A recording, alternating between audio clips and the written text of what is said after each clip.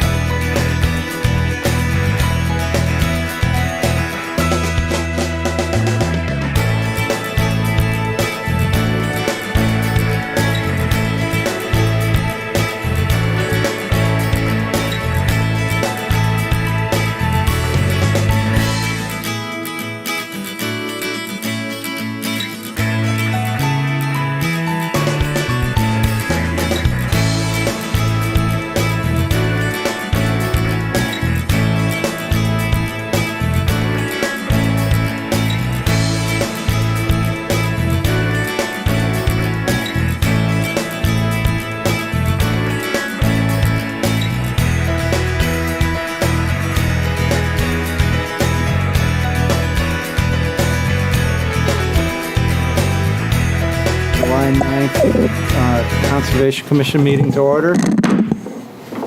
Starting with members' introductions. Michelle Crapo. Trevor Matera. Andrew Koff. Dave Short. Connor Madison. Valerie Fanger. Keith Whitehouse. Don Clement. Bill Campbell. Kristen Murphy, Conservation and Sustainability Planner for the town. Dan Chartrand, Select Board Rep to the Conservation. Thank you. Next item would be public comment. I would like to limit that to non-agenda items if we could, please, if there is any. If there are none, oh.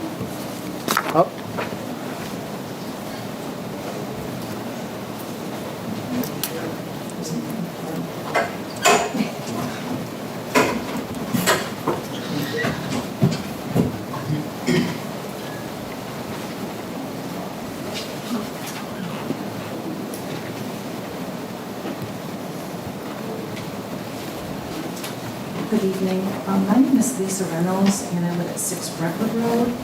I was referred to the commission by a senior soil scientist at Gove Environmental Services. I contacted them regarding some unauthorized mowing and disturbing of wetlands that abut my property. These wetlands were delineated by Gove in June of 2019, I believe. A no disturb buffer between 40 and 75 feet wide was also established at that time. 2 of the 5 conservation area signs have been removed on lot 93-1, and almost the entire wetland area has now been mowed.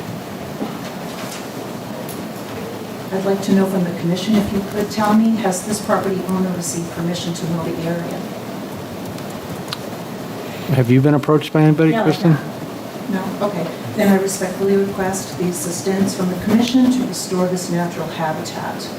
And I do plan on attending the August 13th meeting for an update. I do have the site plan that shows the wetlands, and they're almost entirely mowed. And what was that address again? I think it's Thistle, it's the Bramble Meadow. The new development right Yeah. right by It's Epping more Road in Brentwood. Right. Bramble's gone. I do Okay. need to clarify. So that property does have the ability to do a one-time-a-year mow. Okay, this is more than once a year. Okay, thank you. I will definitely look into it. Thank you. All right. First agenda item. Last meeting, we had a discussion over the FOSS application and left that with some questions due to the fact our town engineer had not had time to review what was prepared by Fields Associates. Mr. Short, could you please speak into the microphone? It's not coming through? Yeah, I hear you. Oh. So these don't amplify for the room, they're for the feed? Oh, strictly for the feed. Lucky you. In my strong suit. Okay. There you go. Since that meeting, the town engineer Underwood has reviewed the plans that Beal prepared, came back with some notes on that, and I guess there will be some questions that need to be answered. And I'd like to turn it over to Kristen now, because she has reviewed it very carefully. And Sure. Just to introduce the project or give it a catch-up or? just, So all of your packets did not originally include the Underwood engineer's comments, but I did send them as a follow-up.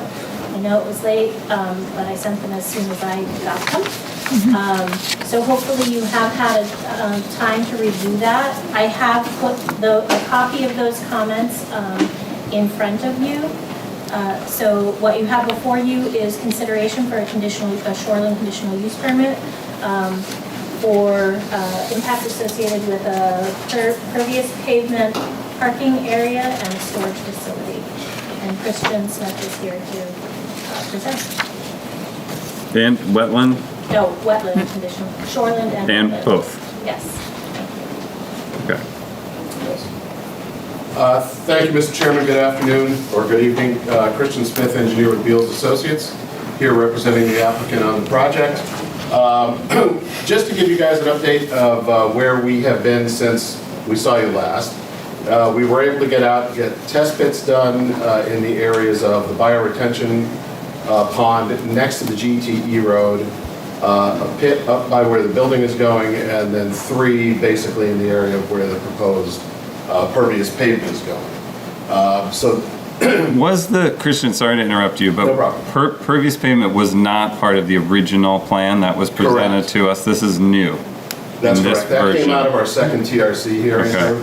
And that was a suggestion by the planner and the town's consulting engineer. We worked through that with the Fosses. They were fine with it. And this is a follow-up to not their most recent memo, which we got yesterday, but the memo prior to that. So we have gotten that taken care of, and we found pretty much what we expected. Down in the area that was excavated, I think most of you know this is a former mineral excavation area, aside from where it goes up on the hill. So we have some fill over, marine clays, which is not uncommon. And When I you guess- say mineral excavation, you mean the sand and gravel? Gravel pit. Yep. Yep. Okay. That's what it was. And you can see by the topography, particularly through the site walks, where it goes up the hill, that was the limit of where they excavated. So then there was a 5th pit that was done up near where the building is to kind of proof out the infiltration trench that we were proposing up there. And they decided, instead of taking this big excavator up that hill, and everybody that went on the site walk knows how densely vegetated that is right now. They would have had to knock down all kinds of trees to get up on top. Go Environmental decided that it would be best just to dig into the hillside and go deeper into the hillside, knock down less existing vegetation, and that was the test pit that was submitted with the package, literally labeled hillside. I did have a conversation with Mike Schlosser up at Alteration of Terrain today. He is essentially the lead reviewer at the AOT Bureau. And I can quickly walk through the comments. There aren't that many of Underwood, if that pleases the board. That'd be good. Good with that? So the first one, I'll go only over the new comment. I'm not going to read all 3 as we've already been through around here. They note that the infiltration tests were all less than 0.25 inches per hour, which is, as they cite, considered a minimum infiltration rate for stormwater practices involving porous pavement. And that is not the case with regard to the alteration of terrain rules. You can have a liner, an impervious liner underneath pervious pavement, and then convey the water through underdrains to another location. I think what they're missing here is that the pervious pavement is a filtration treatment system. So, in other words, infiltration requires 3 feet or so of native soil to treat the water after it goes through whatever you're infiltrating it into. Filtration, the actual layers of gravel and material underneath the pavement, are what treat the stormwater according to the BMPs and the alteration of terrain rules. So that is really a non-issue, and obviously we'll go back with them. I'll send them along the email that Michael sent me as well. So number 50, their number 50 is, again, what I just discussed. It shows material fill over clay. Estimated water table varies between 16 inches and 32 inches. And they state that none of the test pits support the recommended 3 to 5 feet of separation between the proposed bottom of the practice and the estimated seasonal high water table. Again, I confirmed with Mike, there is no such thing. I mean, we have under drains. There's no minimum 3 to 5 feet below this, because this is a filtration practice. The treatment of the stormwater is taking place in the gravel that it runs through and in the material that it runs through beneath the actual surface of the pavement. So you're saying with these pervious systems, if they don't have an underdrain, it's just native materials, you need that separation as storage And not even between that storms? much. It's a foot, because this is a filtration practice. Well, I'm saying if you didn't have the the under drain. Oh, very likely, yes, yeah. And particularly with these soils, Drew, I would not design a porous pavement parking lot here without underlays, personally. It's more of a non-native underlane, is what you're saying, Exactly. versus a natural. Okay. Yes, yeah. Did I answer your question? Yeah, I think so. Okay. So I'm just trying to, you're saying their comments are more directed towards a different type of porous pavement system that doesn't have the under drain. Is that the gist that I believe so, yeah. And I mean, even at that point, there's no requirement for 3 to 5 feet because the porous pavement filter is what does the work on treating the stormwater. So if you had good pervious materials under there, if you say you had good coarse sand beneath this thing, you could just let it roll. You probably wouldn't need under drains, but you wouldn't need 3 feet of separation to the water table. You might because we're so close to the brook, but 3 feet would be about a maximum as opposed to 3 to 5 feet. Then number 51, again, they go through the infiltration rate. They go through the separation again. So I don't think we really need to discuss that one because, again, we're under draining this. We're discharging it to a closed drainage system. Treatment takes place prior to it being collected in the under drains. And I do have a copy of this. I did not ask Mike if I could put this into record, but I am happy to let you take a peek at it. I will have that conversation before we get to the planning board. So this is sort of a difference. This is UNH Stormwater Center guidance, which is an AOT rule. So is that where this is coming Evidently, from? but we couldn't find these specifications in the Stormwater Center rules or recommendations either. So it may be something new that's going on, but certainly alteration of terrain has not adopted these into their regulations. Do you need AOT you would need AOT for this project? We will, yes. Yep. I guess one thing, AOT isn't the town regulation, so we can decide to do things differently than the state and based on our rules. Understood. That would be my other Understood. comment. But your stormwater regulations basically mirror the alteration of terrain rules for all intents and purposes, as far as treatment and things of that nature. Okay. And it's really not up to I guess the other issue here is, while we care about stormwater and stormwater management, that's not our purview tonight, which is sort of a side issue. Yeah, I just wanted I think to go we through do need this. to go through this. Yeah, because I know that you guys were interested Yeah. in the Underwood review. Yep. Yep.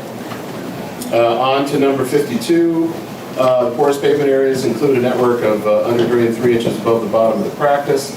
The under drain network is intercepting the ponded runoff, redirecting it to a closed drainage system for discharge. It's unclear if the infiltrated volume is sufficient to comply with the town's treatment regulations. They are going to defer to the planning board on that particular issue, but again, we have a very large infiltration trench up next to the building, and that is in the native soils. That is hydrologic soil group A, which is very well drained. So that will, without question, take care of anything specific to minimum infiltration volumes. That's That is behind the building. behind the building, okay. Yeah.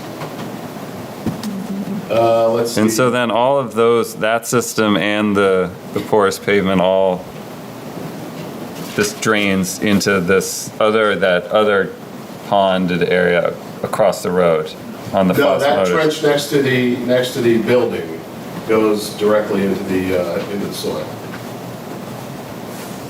There's an outlet for, massive storms. but- so there's an overflow, but the under drain system flows From the porous pavement. from the porous pavement under the road Correct. to the other side of the existing street, culvert. to that existing basin, which then you're saying it's closed, but there is some high level overflow in it to the brook. There is, and there's actually, storage above the grate for that as it sits. For for the overflow, yeah. Or are you talking about the trench drain? Well, both have. I was talking about the main pond Across the street. across the street. Oh, yes. Kristen, did you have something to add? But that's okay. Okay, I keep interrupting, I'm sorry. Not a problem. And then they have a new comment with 3 parts. One is that the detail calls the fill at 43 feet in depth. That's obviously just a typo. They are correct, it is 3 feet in depth because there is bioretention media on top of that trench. Test logs were provided for 1 through 4 only. I just mentioned that to you. I think there was one maybe still labeled as 5, but that turned out to be the hillside pit, which I was discussing, which they didn't want to take the excavator up the slope. They went into the embankment, and that data was provided. Kristen, when you say they went into the embankment, I'm assuming that was the south side of the building? What they did is they went in between the break in those 2 wetlands. Yep. And got up as close as they could, and then just... So they went up the slope from the front? Exactly. Okay. And where on that south side towards the pond is going to be the limited disturbance?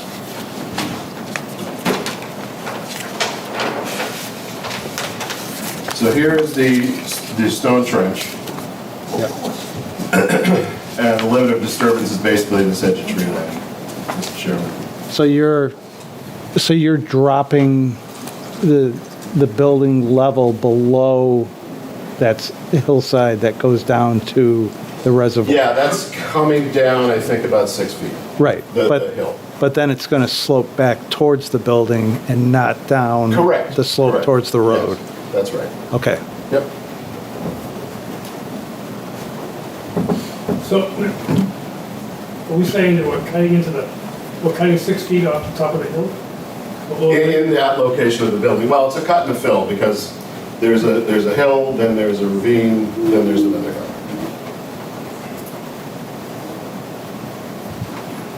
Thank you. Yes. And then their final comment was the infiltration rate for the Down here. infiltration trench is 10 inches an hour. A Musimeter testing does not support this infiltration rate. I would wholeheartedly agree if that was going to be down on the flat. That material up on the hill, as I mentioned, is a hydrologic soil group A, and the KSAT value, the published KSAT value in the SNE book is 20 inches an hour. That's the low side and the B horizon, and probably the C horizon as well. And you divide that by 2 for a factor of safety, and that's perfectly viable. So we did not have to do a Musimeter test up in that native soil area. So that's my response to the 4th Underwood review. And I guess with that, I'll address any other questions that the commission may have. Christian, so that entire surface area, that roof, is going to drain into that trench Yes. and then go into the soil. You're confident that that's not going to wind up in the drinking water, any of that? Absolutely, yes, because we have, as you pointed out, we have an overflow mechanism for that. So that the thing is never going to overflow and just run down towards the road out to the gun club. It's going to run through those pipes and into a basin, and then ultimately follow where the water goes from the impervious pavement. And it would also have to breach that slope Correct. that comes down to the building? Yes. Thank you.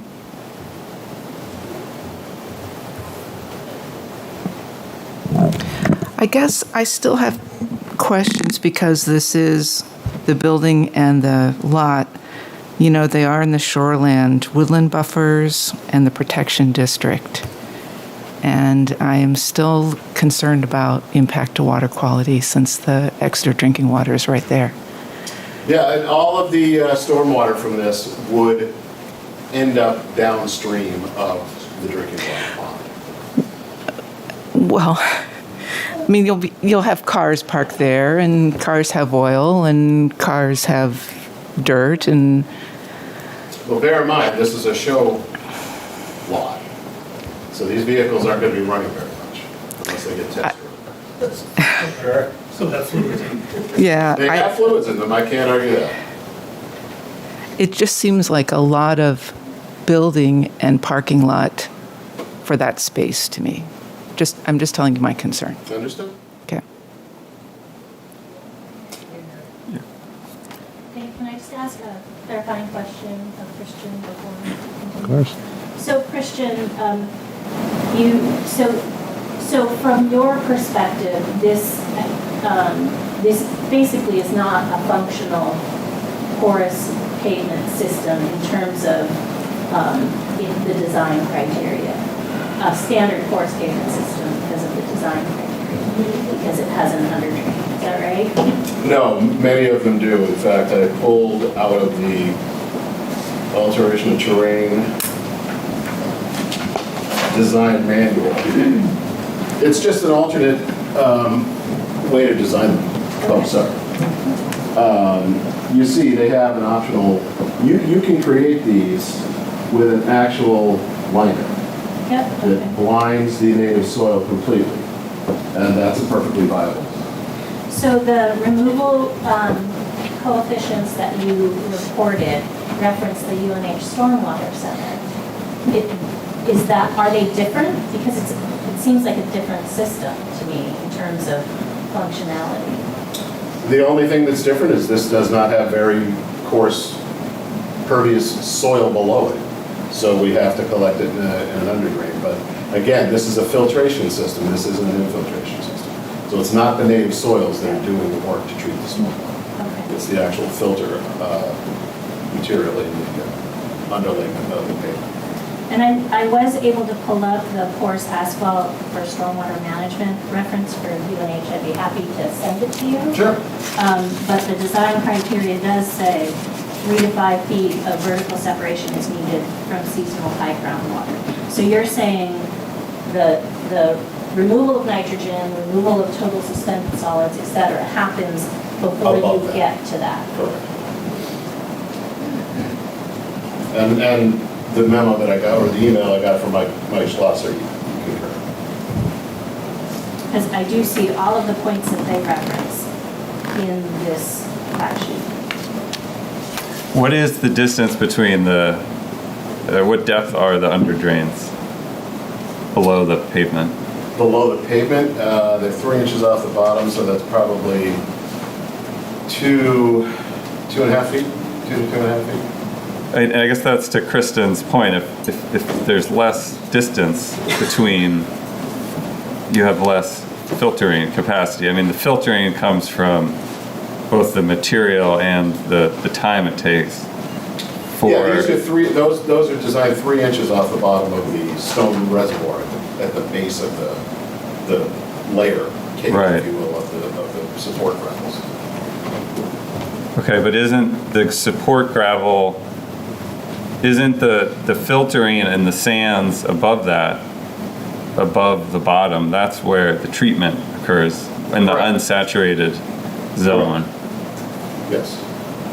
So I'm making the point that if you only have 2.5 feet between the pavement and the under drain, wouldn't that treat less than if there was 5 feet? The 5 feet that they're talking about is native soil above seasonal high water table. So would there be additional polishing of that water if we had 5 feet to seasonal high water table? Without question. But then you would not be capturing it either. That's right. Exactly right. Then it would just be infiltrating into the groundwater eventually. Right. This way, it's being captured and being directed To to existing detention stormwater pond, areas, yes. and then it's coming out below the head wall of the outfall Of that large existing culvert. of the reservoir there. Oh, yes, absolutely. Yep. Yeah. So anything coming off that site is exiting below the reservoir. Below the outfall. Yes. Yep, of the reservoir.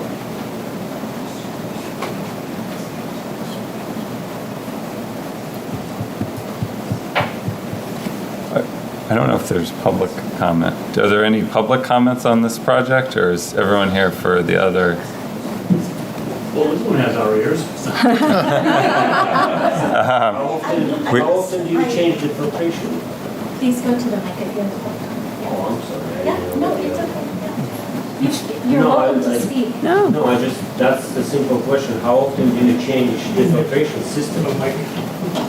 So the question is, how often do you change the filtration system in the underdrain? Yeah. Yes, I know. Okay, but yeah, please identify yourself. What, my name? My name is Your Alex. name, your name and your address. 22 Haven Road. And your name Alex, I just said that. and the last name. Kirchenko. Thank you. Yep. And so the pavement would not, or the media below that would not get changed until it was noticed. And there are criteria in our stormwater maintenance manual that details when that fails. In other words, if somebody's not maintaining it properly, I mean, this product has to be vacuumed a couple times a year. They cannot put sand down on it. If somebody makes the mistake of doing that, you're going to realize it real quickly because you're going to have ponding in areas. And so that's when it gets changed, is when it fails.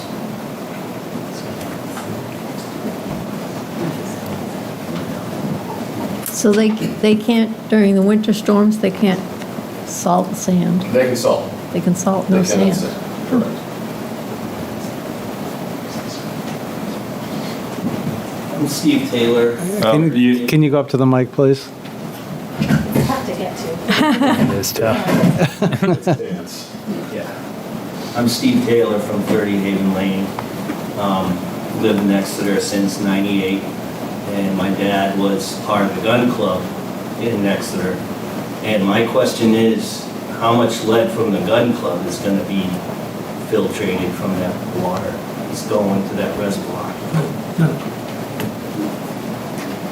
Well, this isn't the gun club property, or anywhere near the gun club. But it abuts the property. It does. I might not know the entirety of your answer, but I can offer that the town has a remediation plan, and through that process had to do test pits to determine the extent of any contamination, and it was contained within the property of where the gun club is and the abutting property to the east.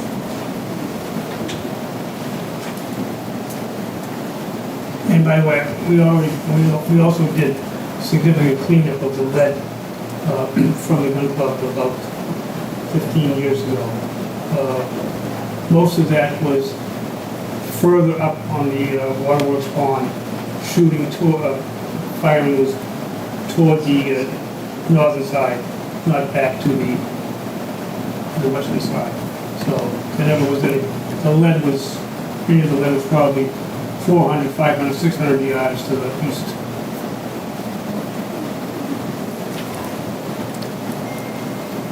Okay, I guess my comment's still on this project. It does, I mean, I'll echo Valerie's comments. This feels like a large impact to a small property.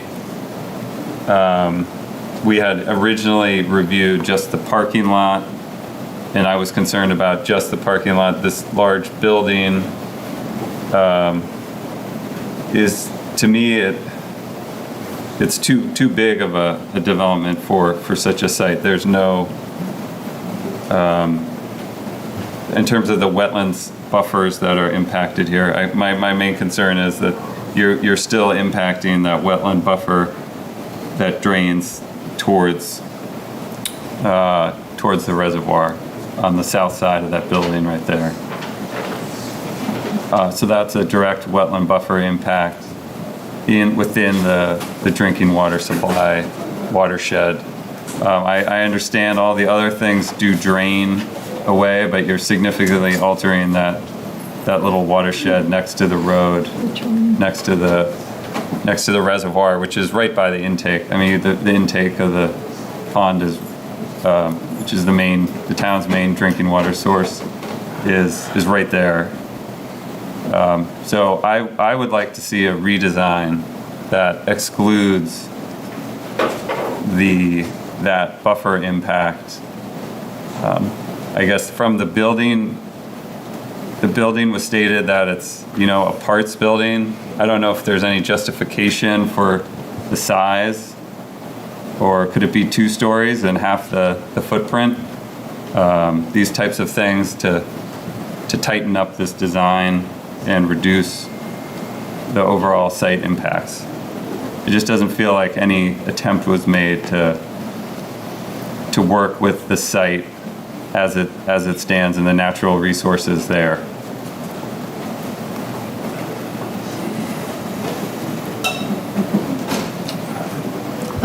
I agree about the change in topography that building is bringing about. The depth, I mean, could I have the exact dimensions of that building? I never I understood what they were. Yes. It is. I just wanted to know what the depth was. Yeah, the footprint is 22,000 square feet. Right.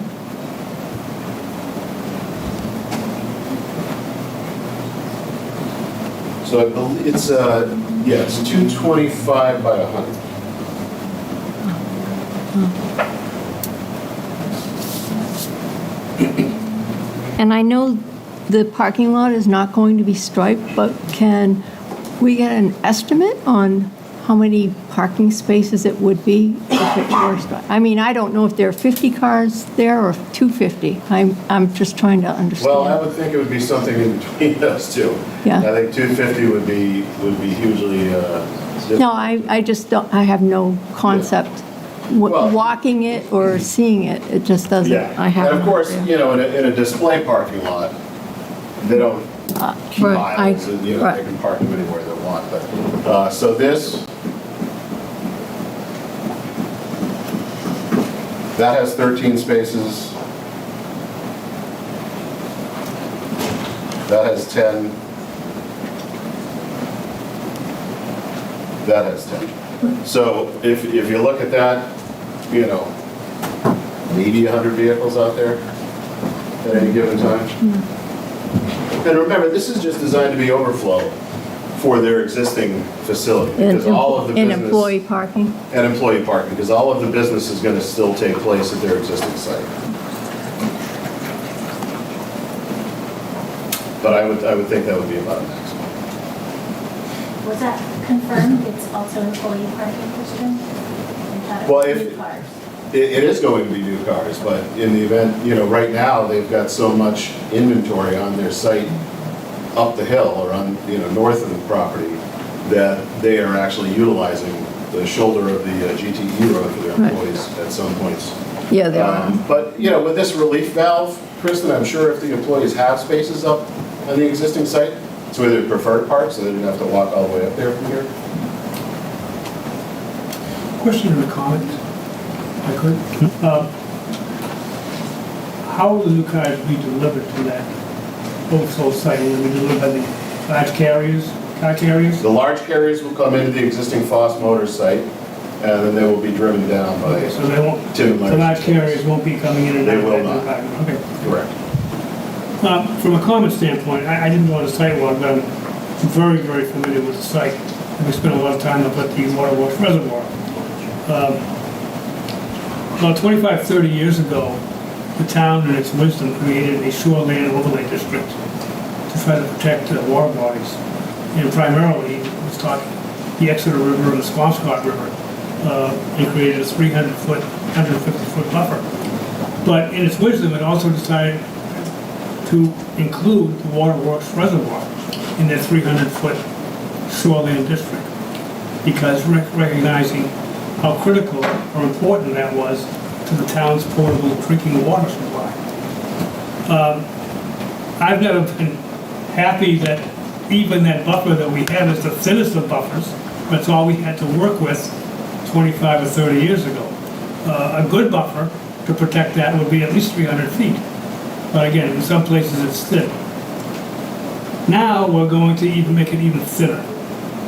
We're going to remove a canopy of trees, which by its own, from a natural standpoint, it creates its own good infiltration system, and among other things. So losing that canopy is going to be harmful. Never going to be recovered. We talk about stormwater. There are stormwater regulations. I know we work very hard in the town along with the developers and the engineers to create good quality stormwater systems. This is a stormwater system that's going to impact our drinking water. It's not going to go into a stream. It's going to go into our drinking water. This is a concern me that no matter what kind of manufactured, designed stormwater system is never going to replace a natural stormwater system that we have. And that's why we had required substantial buffers to the Waterworks reservoir. I'm very uncomfortable with all aspects of this plan for that reason. And plus we're up on a ridge, not a ridge, but we're on a high point. It's a slope going down to the reservoir. It's not going to be adding any good qualities to what we have up there. So again, I'm not a voting member on this case tonight, but I just want to offer that opinion that, this is why we put this in. And if we allow encroachment in our buffers, then I don't even know why the town bothers to put it through.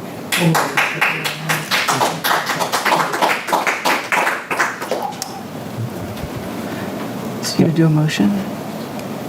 Any other comments from the board?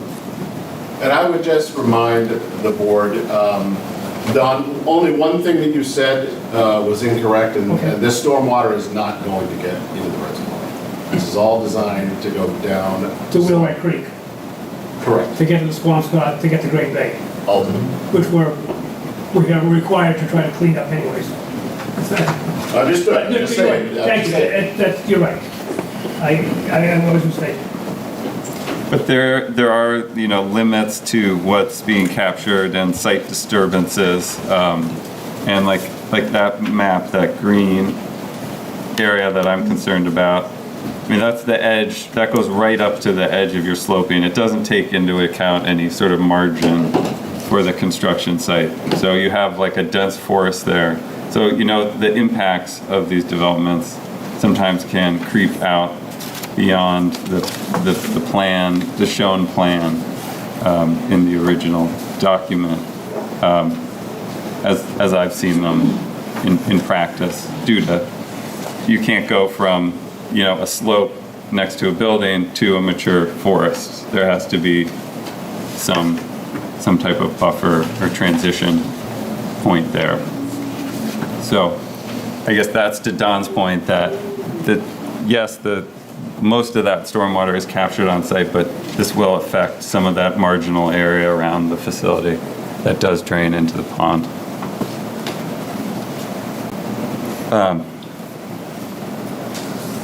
That's all I have. Any other comments? Just a quick one. Do you plan on responding to the Underwood? I don't know what revision this is. The fourth one? Yeah, you do? Okay. That was all I had. It was just a clarifying question for me. Yeah, sorry. And Nothing big. What's the schedule? Are you going for the planning board? Thursday night. On Thursday? Yep. Okay. I guess there's a fair amount of uncertainty with this plan, these comments. I understand you've commented on them now, but I guess it also just feels like there's a lot in motion here.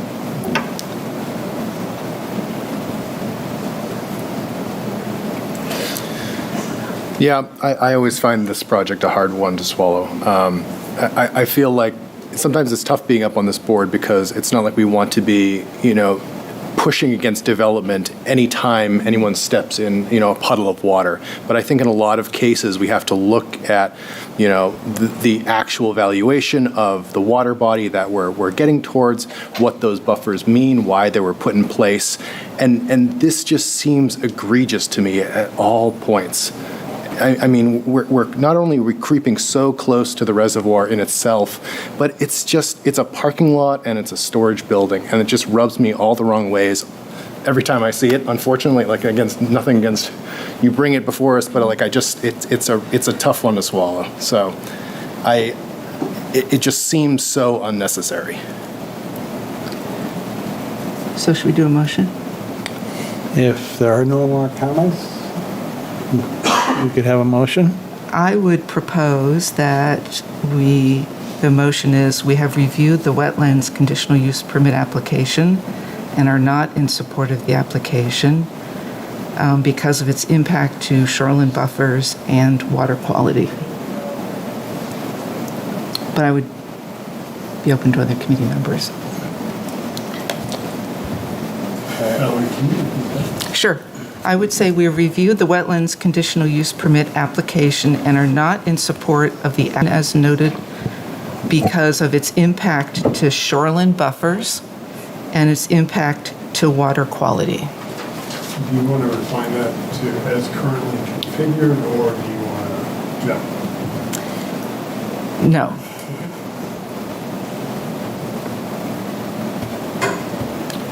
Dave, you might want to make Michelle a voting member to fill out your board. Oh, that's right. Yes. Due to the absence of Sean? Kyle and Sean, Kyle and Nick, Michelle, previously an alternate, is going to be a voting member tonight. Yep. So do we have a second to that motion? Yeah, I think you already activated me. Oh, okay. Yeah, I think we did already, yeah. Yeah, but thank you. Because I'll second that. Is there any discussion? Well, one discussion would be that we all do a separate one on the wetland. Because this is shoreline focused. Okay. That's right, it's both. But I think that covers it does a good job of covering our main points, which are the water quality impacts. And Is that it? that's it. Anybody else? All right.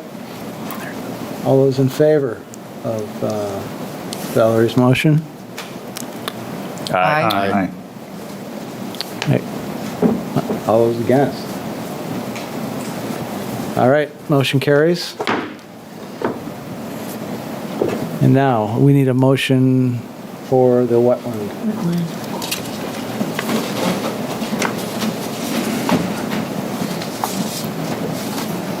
Our little cheat sheet here.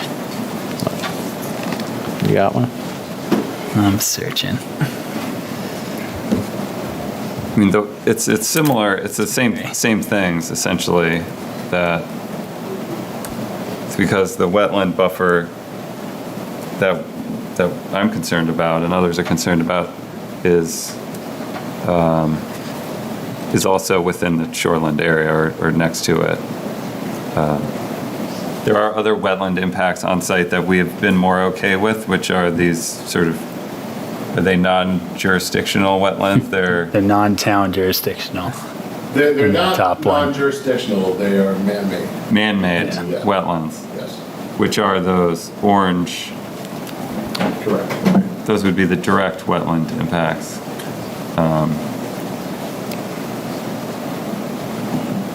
And the swale up top.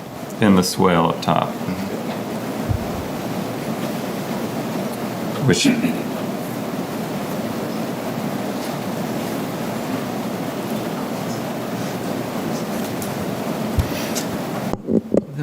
So I guess I would motion that we have reviewed the wetland CUP, the conditional use permit application, and are not in support of the application due to the wetland and wetland buffer impact that is within the shoreline protection district.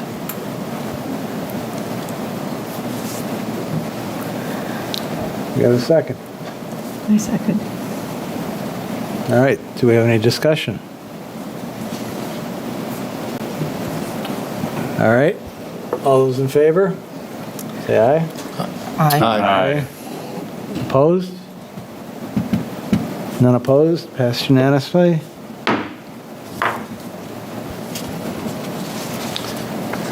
That's that. Thank you for your consideration. Thank you, Christian. Thank you, Christian. I would Take another look at it.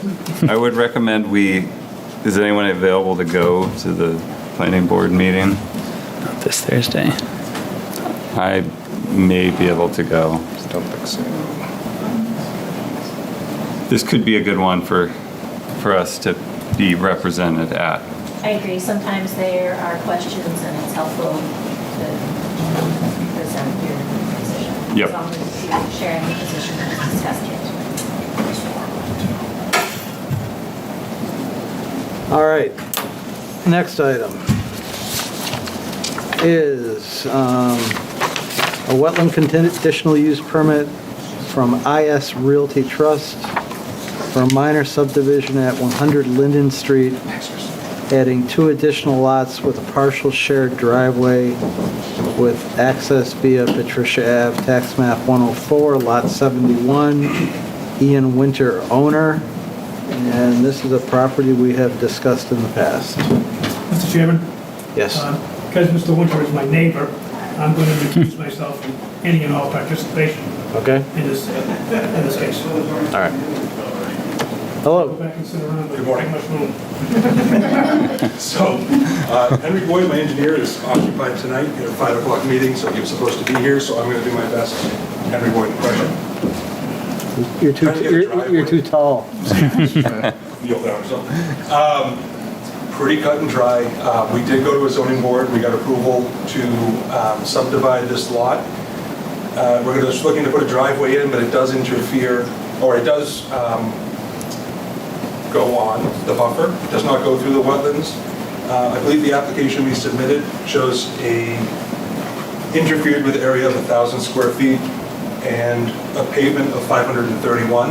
That's actually been revised, but I don't have the exact numbers, with basically giving a larger right-of-way onto lot 1 for lot 2, because we're really trying to just minimize the impact on it. Because originally, when you came in, this was for how many lots?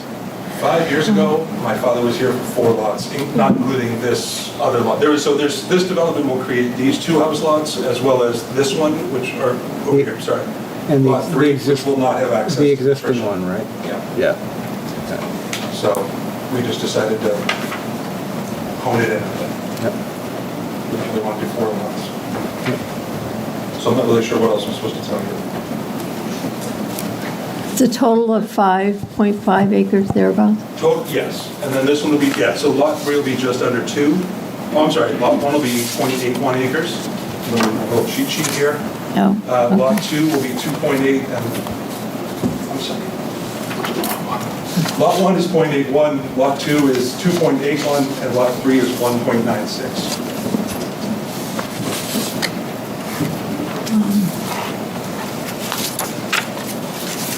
Public water and sewer there. Yep. It was actually put through before my father bought the development, or bought the land. The duplex development off of Linden Street, used it as a opposed to a pump station. So it's already there. There won't be any more interruption. We do have a right to tap into it. So, but they did a pretty good job of ripping through everything. Sorry, I'm new to this application, so excuse me. Do you have any temporary buffer impacts that will be, I guess, restored, be truly temporary? They're still there. So they're still there from this water and sewer right of way. They're a little beat up, but we have no problem replacing what's there. So we'd like to fix what they did, because they kind of just planted trees and then COVID happened and we didn't notice until after, but they just kept everything in a burlap sack and just buried it and everything died. So I'd like to fix it. Fantastic. I'd like to move my wife in first before he lost some trees. Yeah. Or she won't be my wife. There you go. No pressure. Right? Yeah. Further comments? Any public comments? Well,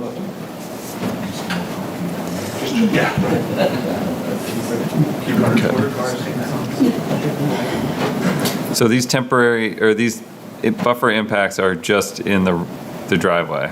Yep. Connecting Patricia. Yeah, just the driveway for the 2 homes. And there's no stormwater management because it doesn't need it, or it doesn't qualify for it. Right. And we've previously approved this, but this is just a modification. Yeah, it was previously approved for a town road, curbing this whole ordeal for, four houses. Yeah. But we didn't want to do that, so. Okay, I remember that original approval. So there's no shoreland, this is just this wetland, and the wetland itself is just a poorly drained. Yeah, it's really, I mean, it's kind of wet all the time, but it's really more of a seasonal thing. In the spring, it's wild. It heads, I mean, this duplex did a pretty horrendous job of, their retention pond. So it's not really this property, but it's actually the last house on Thelma. It gets pretty beat up in the spring, but this shouldn't affect it. You're saying they have water issues on their property? I'm trying to understand. From the condos. There's condos right here. They've since fixed it, I believe, but there's a lot of water that comes off of that property, but it heads towards Thelma. So this shouldn't affect. Okay, I don't know if that's another issue for town planning department, but in general, if it's a new development, you're not supposed to have water leaving the property. This one, just for your understanding. Yeah, this one won't. It's just water that, it pools up in a corner, but it doesn't come, it just kind of saturates slowly. Right, I guess that's why I'm concerned if I'm hearing there's water coming off of a new condo complex. The town has been out there multiple times and has determined that the property meets the site plan conditions. Okay. Okay. Yeah, I don't have more questions at this point.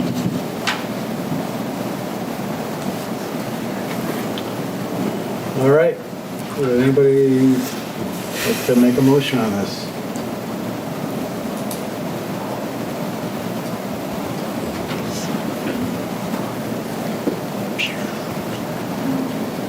I'd motion that we have reviewed the wetland conditional use permit application and are in support of the application as proposed. Second. Any further discussion?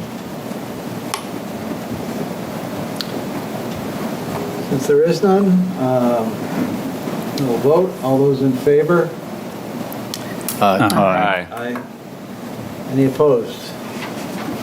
Unanimous? Passes. Thank you. Thank you. You can stick around. She's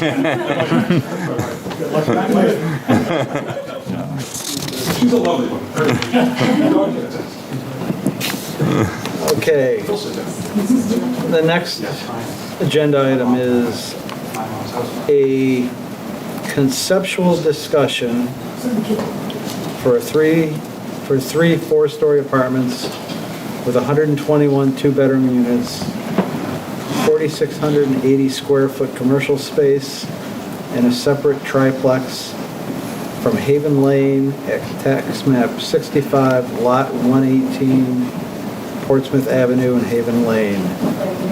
Paige Libby from Jones and Beach is here to present this conceptual. Sorry, just give us a few seconds to set up.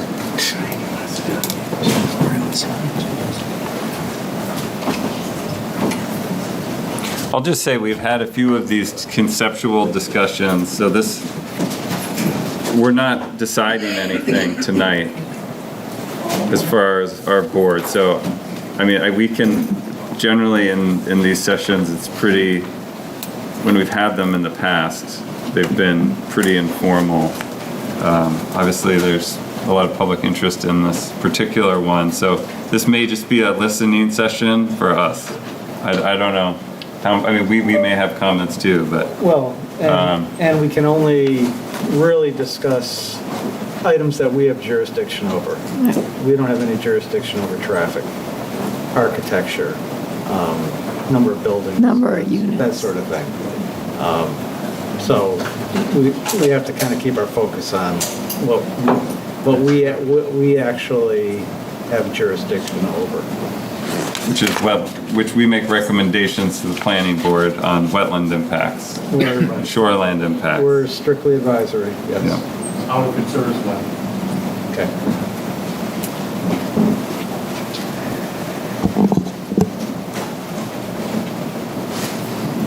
All set?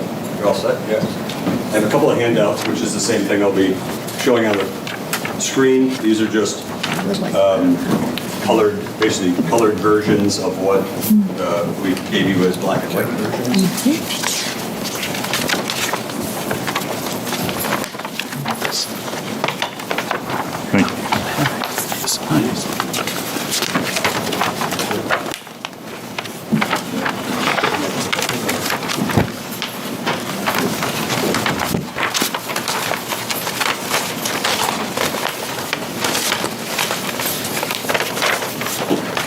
Sit on this table's too rugged. Want to sit on that? Sure.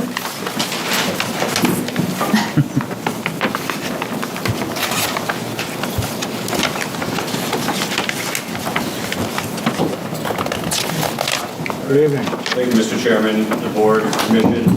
My name is Joe Coronati. I'm with Jones & Beach Engineers. With me, I have a host of people. I have, from the development side, I have Jenna Green, John O'Neill, Michael Green. Then I have Jim Gove, our wetlands soils consultant. And I have Paige Libby from Jones & Beach also. So this property that we are here to talk about is 76 Portsmouth Ave. And as you stated, this is maybe a kind of a preliminary, it's basically a preliminary hearing to look over the conceptual design. This is not a fully designed project at this point. We just wanted to get your input from the commission before we go forward with design. The site has some constraints that we wanted to discuss and show you some of the existing features of the property and how we are hoping to design this site around those features. So the site is 6.7 acres. This is the Fisher Auto Parts property, which is right next to Thirsty Moose. This is Thirsty Moose here. Fisher Auto Parts is a kind of a large single-story commercial building that's been there for many years. Big parking lot right on Portsmouth Ave. Most of this land that we're talking about is actually behind that property. It's a wooded parcel. It has a mix of different wetlands. Has kind of a wetland to the south and one to the north. That is interconnected with some man-made ditches, and there's definitely some alteration of this site, which is similar or typical of all properties over the last 200 years in Exeter. There's some man-made ditches. There's culverts running through, basically connecting one wetland to a ditch here that runs, it may or not be on our property. It runs basically on the property line at the back of Thirsty Moose. Then there's another culvert coming from Portsmouth Ave down into this same ditch here. This is a fairly deep ravine, I guess, swale that accepts a lot of storm water from two directions, and then brings it north towards into a more natural wetland, which eventually heads into Wheelwright Creek. There's additional man-made ditch lines. That's this one through here. That one's more of a shallower farm ditch, maybe only a couple feet deep. Runs right through the woods straight.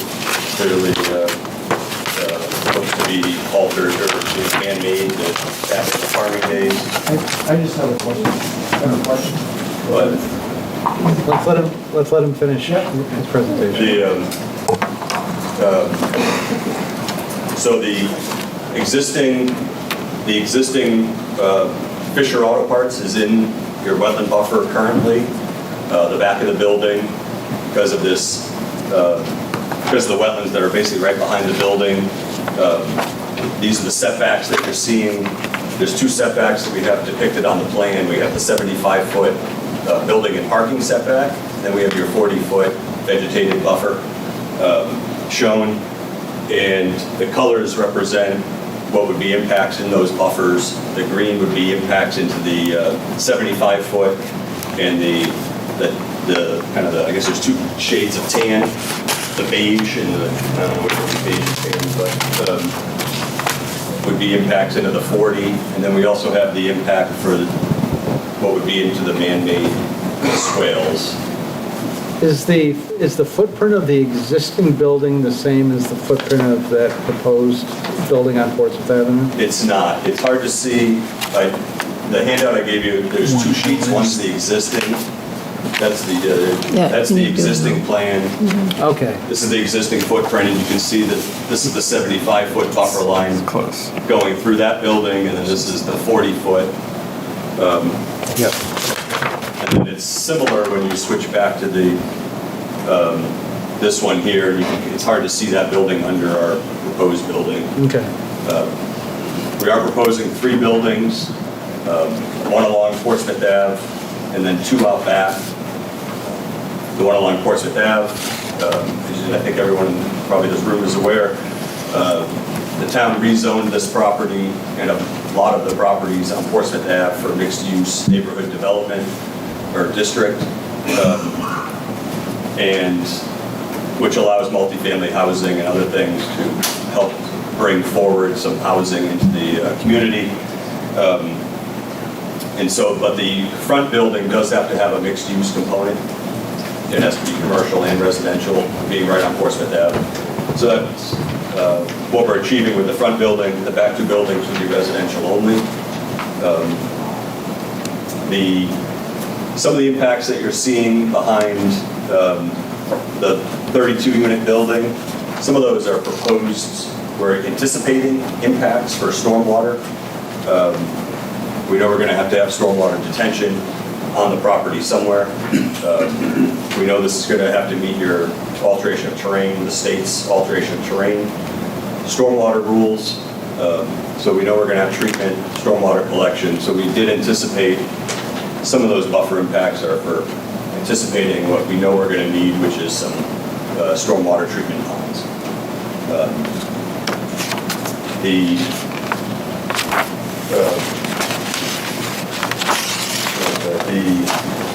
I guess the main reason we're here is for any input we can get on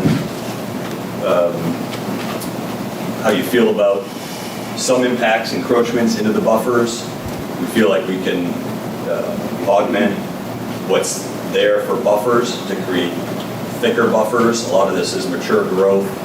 A lot of the woods has limited understory.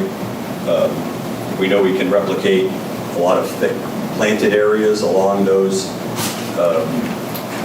ditch lines, and it's just, I guess, a kind of a unique site to see and look at to get a feel for, because it's been altered over the course of the years by development on Portsmouth Ave, as well as farming and a lot of the ditch work that's been done, culverts, redirecting, directing stormwater through the property. And we would have to go forward with a conditional use permit, obviously for your buffer impacts. We tried to minimize the buffer impacts that are impervious via pavement. We do have them for the buildings. The buildings, I think, and what you're looking at, which may be tricky, is that you're looking at parking. There's parking on the first floor of the building and then a building over it.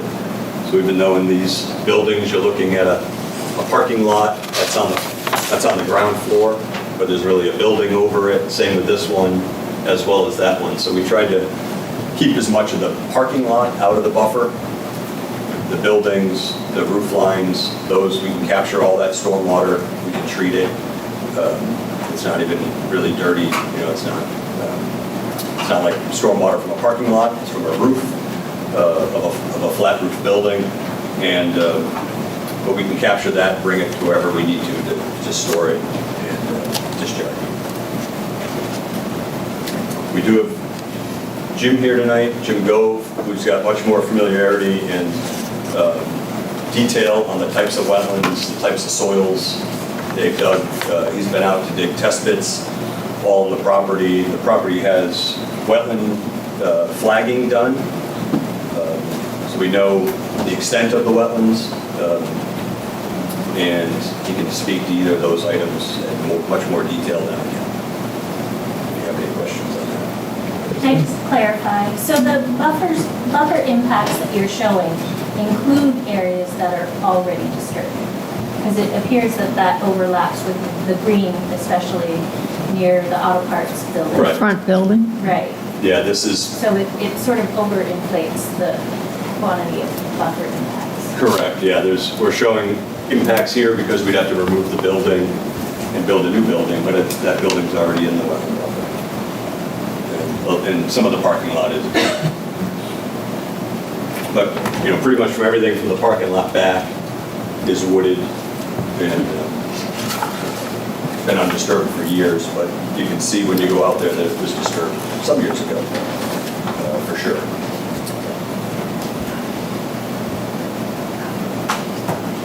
Happy to answer any questions. I have a quick comment. The original building was built in 1945, and it's just that we know better today. And my concern is that we're almost building on the same site, that's all. With the impact on the water.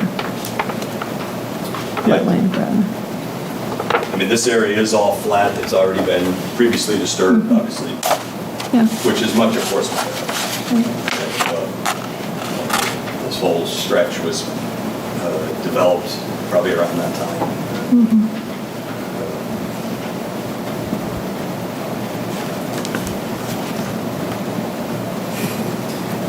What is the nature of that southern wetland area, and that somehow drains into the northern one and into Wheelwright Creek? Is that right? It is, yeah. Jim would have to speak to the functions, values, the quality of this wetland, but this wetland basically drains. There's a man-made pond basically here. This is behind. This would be Graham Tire and Auto. This is, I was going to say Buzzell. That's Alumni Drive, Alumni Ave. This is basically almost like a man-made pond with it's got a big outlet structure, concrete head wall, and a pipe that runs this way out to this ditch. And then there's, right at this junction, there's two pipes that come, they're like this, and they both discharge into that swale that's cut. You can see in the topo, on the first sheet, it's a pretty deep, it's got to be 12, 14 feet deep.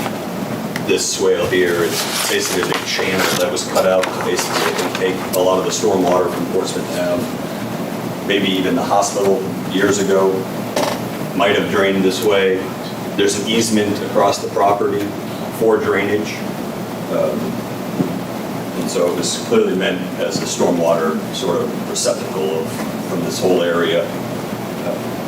And we would maintain, we would be looking to have a wetland permit to go over that. But we would be maintaining that stormwater. We have to keep that stormwater moving, no matter what we end up building.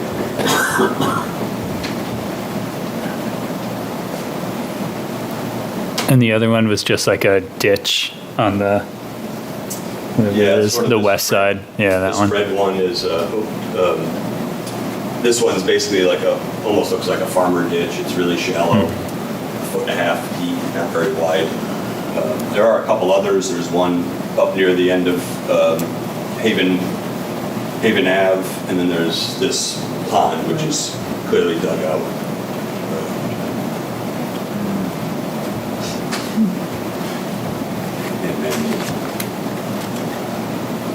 We try to keep our impacts to the man-made portions of the wetlands. I mean, all of our impacts to the wetlands are the man-made portions. The rest are impacts to the buffer.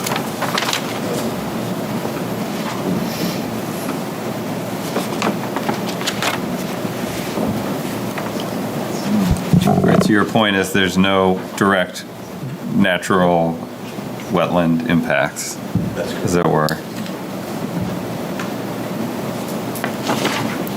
So on that L building, where you have the impact there, so that was not, so there is a current building there. Is there any opportunity for making that building a tiny bit smaller and restoring some land there? You see what I mean? Right, on that one building? Yeah. Out of the, I guess with that location, we were anticipating that would be the, in our mind, kind of the simplest one because it's already impacted, it's already has impervious. Okay.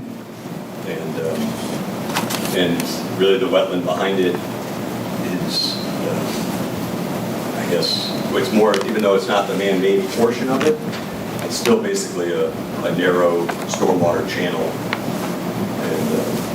and not like a wide flat bog or something that's acres and acres in size. It's quite narrow and it basically just runs right out. And so it's, I guess, I would say its main feature would be stormwater conveyance and some treatment, very little treatment, because it's not a vegetated, heavily vegetated swale. It's almost just a water conveyance to get through the site.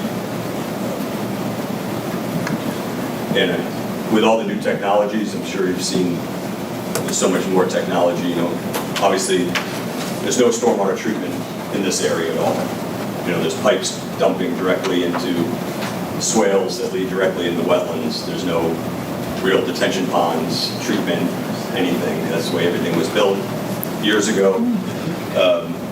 We're not allowed to obviously do that ever anymore. So this would all have enhanced treatment for the stormwater that's running off of that front lot for sure. And then anything we do out back, we have to treat as well. I went and took a look at what happened with the new development of the Exeter Mill. It had a very similar kind of rough stormwater treatment going on there. And what they did was really outstanding. And it's worth looking at as you consider this. Taking a look at some of the solutions that Mr. Chamber put in place, just to counter for the board. Okay. You're talking about the old mill building, not the one across the street. The one that they put in across the street. The newer structure. Yes. Okay. Yeah. Because there was very little stormwater treatment happening on that site, and when they put those buildings in, they really upgraded that tremendously. Yeah. That was worth looking at. That was a pretty impervious site to begin with. Yeah. As opposed to this. Yeah, but it has some of that.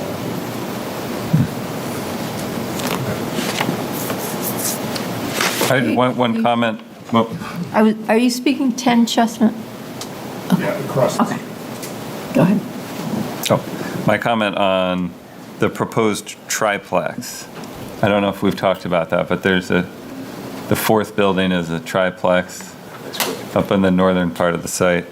I guess my comment, it's not much of a question, but my comment would be that there is a buffer impact sort of just south of the triplex, but would seem to me, sort of in light of this discussion we just had on Foss Motors, that in order to construct that, that 75-foot buffer wraps right around those buildings, and that there would actually be significantly, you would need more space to actually construct that triplex around the site, and you would have, at a minimum, temporary impacts, but likely permanent impacts to that buffer that you're not currently showing around the triplex.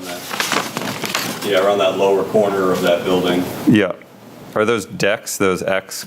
Yes, those are represent decks. So, and those are going to be people's backyards or whatnot. So I don't know. It doesn't seem like that part of the plan is developed.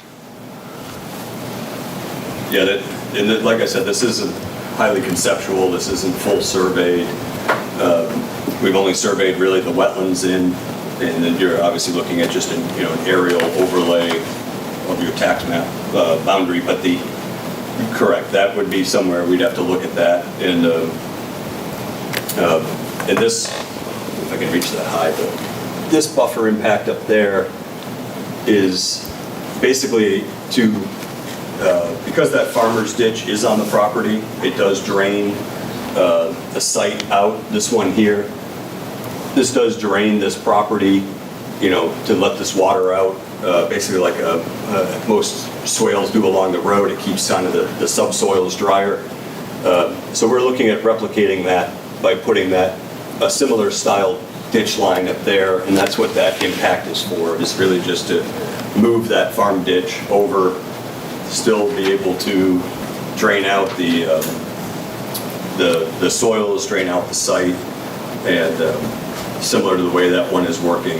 It's just unfortunate for us that they put the farm ditch in the middle of the property and not further away from or closer to the property line. That just happened to be where it was. And then, so that same swale kind of just replicates what that man-made ditch is doing now. And so some of those impacts will be, I guess, tweaked as we get more into the design and detail of the site. And similar with that triplex, we'll have to look at that corner and see if we can slide the structure over and stay out of that wetland buffer on that one. Yeah, and I would say that comment also holds true that to the larger southerly building there, that just has the green impacts there, but that goes right up to the edge, or maybe there's like a 5 or 10 foot offset to the building, but you're gonna have an additional, like the buffers around your buildings are very tight. We would have I'm sure we'd have a temporary construction impact that then we would revegetate. Right. When we were done. And that's... So I guess this is sort of a best case scenario, not a... Well, and like I said, we'll end up, if you impact a buffer but revegetate it, you want to see that as part of your conditional use permit as well, I presume? Correct. Yeah. Yeah, it's broken out with permanent and temporary, so that would fall under temporary.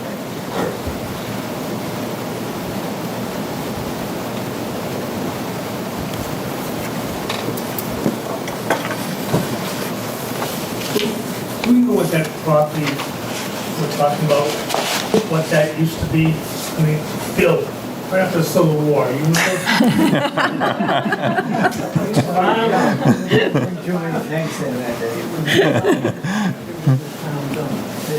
On the main town house, okay.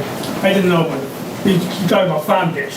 Right. I didn't know, because there was some farming, a lot of farming went on Portsmouth Avenue many, many years ago, from my time, with love of bills. And I didn't know if that was part of that farming complex, because you could refer to a farm ditch. Yeah, that's what we believe as well, is that it was, you know, like you said, a lot of Portsmouth Ave was farms, some still are. But a lot of it's been developed since then. But yeah, is it Boxford? Boxwood? Boxwood. No, Boxwood, loan. All right, so yeah, it's a... Moderately low drain. So the soils, Jim was explaining to me, Jim Gove, soil scientist, been doing this a long time, knows a lot about the area and the soils. But by 1 year... right Jim, do you want to... 1 year after the Civil War. 1 year, okay. Thank you, Mr. Lincoln. So the soils are conducive to good farming soils. Silty loam? Why don't I get up? Yeah. More than happy to have you. For the record, my name is James Gold. I'm with Gold Environmental Services. I'm a certified soil scientist, certified wetland scientist. I was introduced to this site first by walking around and just reviewing the wetland delineation that was done out here. And I agreed that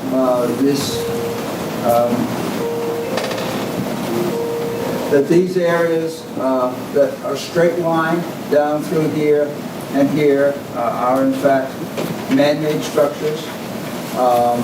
There's no question that that was a man-made ditch that was cut down through. It's got the same parallel feature that you'd see in a typical man-made ditch, straight line. So you know that that's not a natural stream channel going through here. And this one that's right near Portsmouth Avenue, that is an extremely deep cut that's been put in, stones in the bottom, etc. And I do know that, in fact, there was a soil map that was done by NRCS. I'm fully aware, as you know, I worked for NRCS for 10 years. But the soil map, as it's blown up, would indicate that this entire area is poorly drained.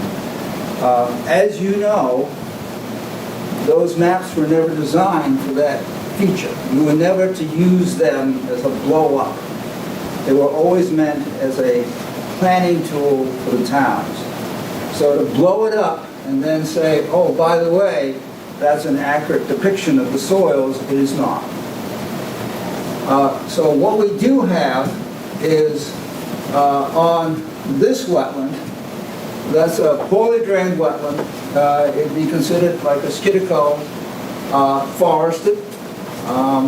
And then the upland that goes up and then goes back down to the wetland to the north, that is very consistent. It is very similar to like the fields used to be fields, not anymore, but used to be fields, the farm fields right behind McDonald's, same kind of soil, and indicative of that farming that carried on through in Portsmouth Ave. Topsoil, 7 inches, typical of what you'd find as being plowed. Subsoil is silt loam, base is silty clay loam. You're talking about a moderately well-drained silt clay loam that is here. And as with any of these silt clay loams, the key element is going to be water quality renovation and water storage, because it's not like you're building in a gravel pit, right? You have to be able to have an appropriate drainage design, which we leave to the experts. So essentially, there is indication here that this was farmed at one time, and that it's simply grown into forest. The northern portion is forested. It's a forested wetland. There's more very poorly drained in there than poorly drained in that area. And hopefully that's a kind of a thumbnail sketch to help you in your deliberations. Glad to answer your questions. Thank you, Jim. Good, good.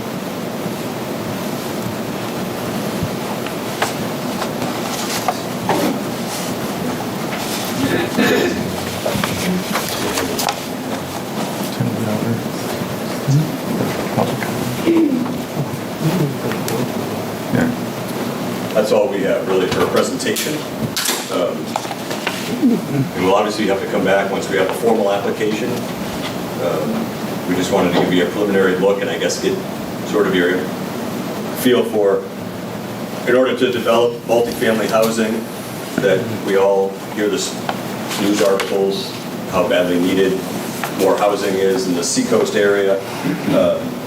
We know this area was sort of rezoned primarily to help that happen, and with that there is an affordable component with this project, and to meet those, all the, I guess to take all the needs for the town and the community and the whole county into, there's somewhat of a balance, I guess, of how we build these projects and how we can meet those needs for the housing, but keep as much of the wetland impacts buffers intact. But we unfortunately do have some. There's no, as you know, there's not giant parcels out there that are all upland that are left in any of these communities around here. And so we're looking at ways to build around the wetlands, around the areas as best we can. We know we will end up having some impacts, and I think we feel we can augment those through landscaping, stormwater treatment, other features. We did that Chestnut Ave development years ago with Chinburg Builders, so we designed all that stormwater. The rules at the state have gotten much more defined and stricter on how we deal with a lot of that. UNH has helped a lot with how to, which methods work better than others. And so we feel like we can give you a good stormwater design here, and we can really do a good landscaping to help augment some of our buffer impacts. But we will have some. That's what we wanted to, I guess, get your feedback on. Before we open this up to public comment, I'm assuming there's going to be some public comment. Any more questions or comments from the board? Comment.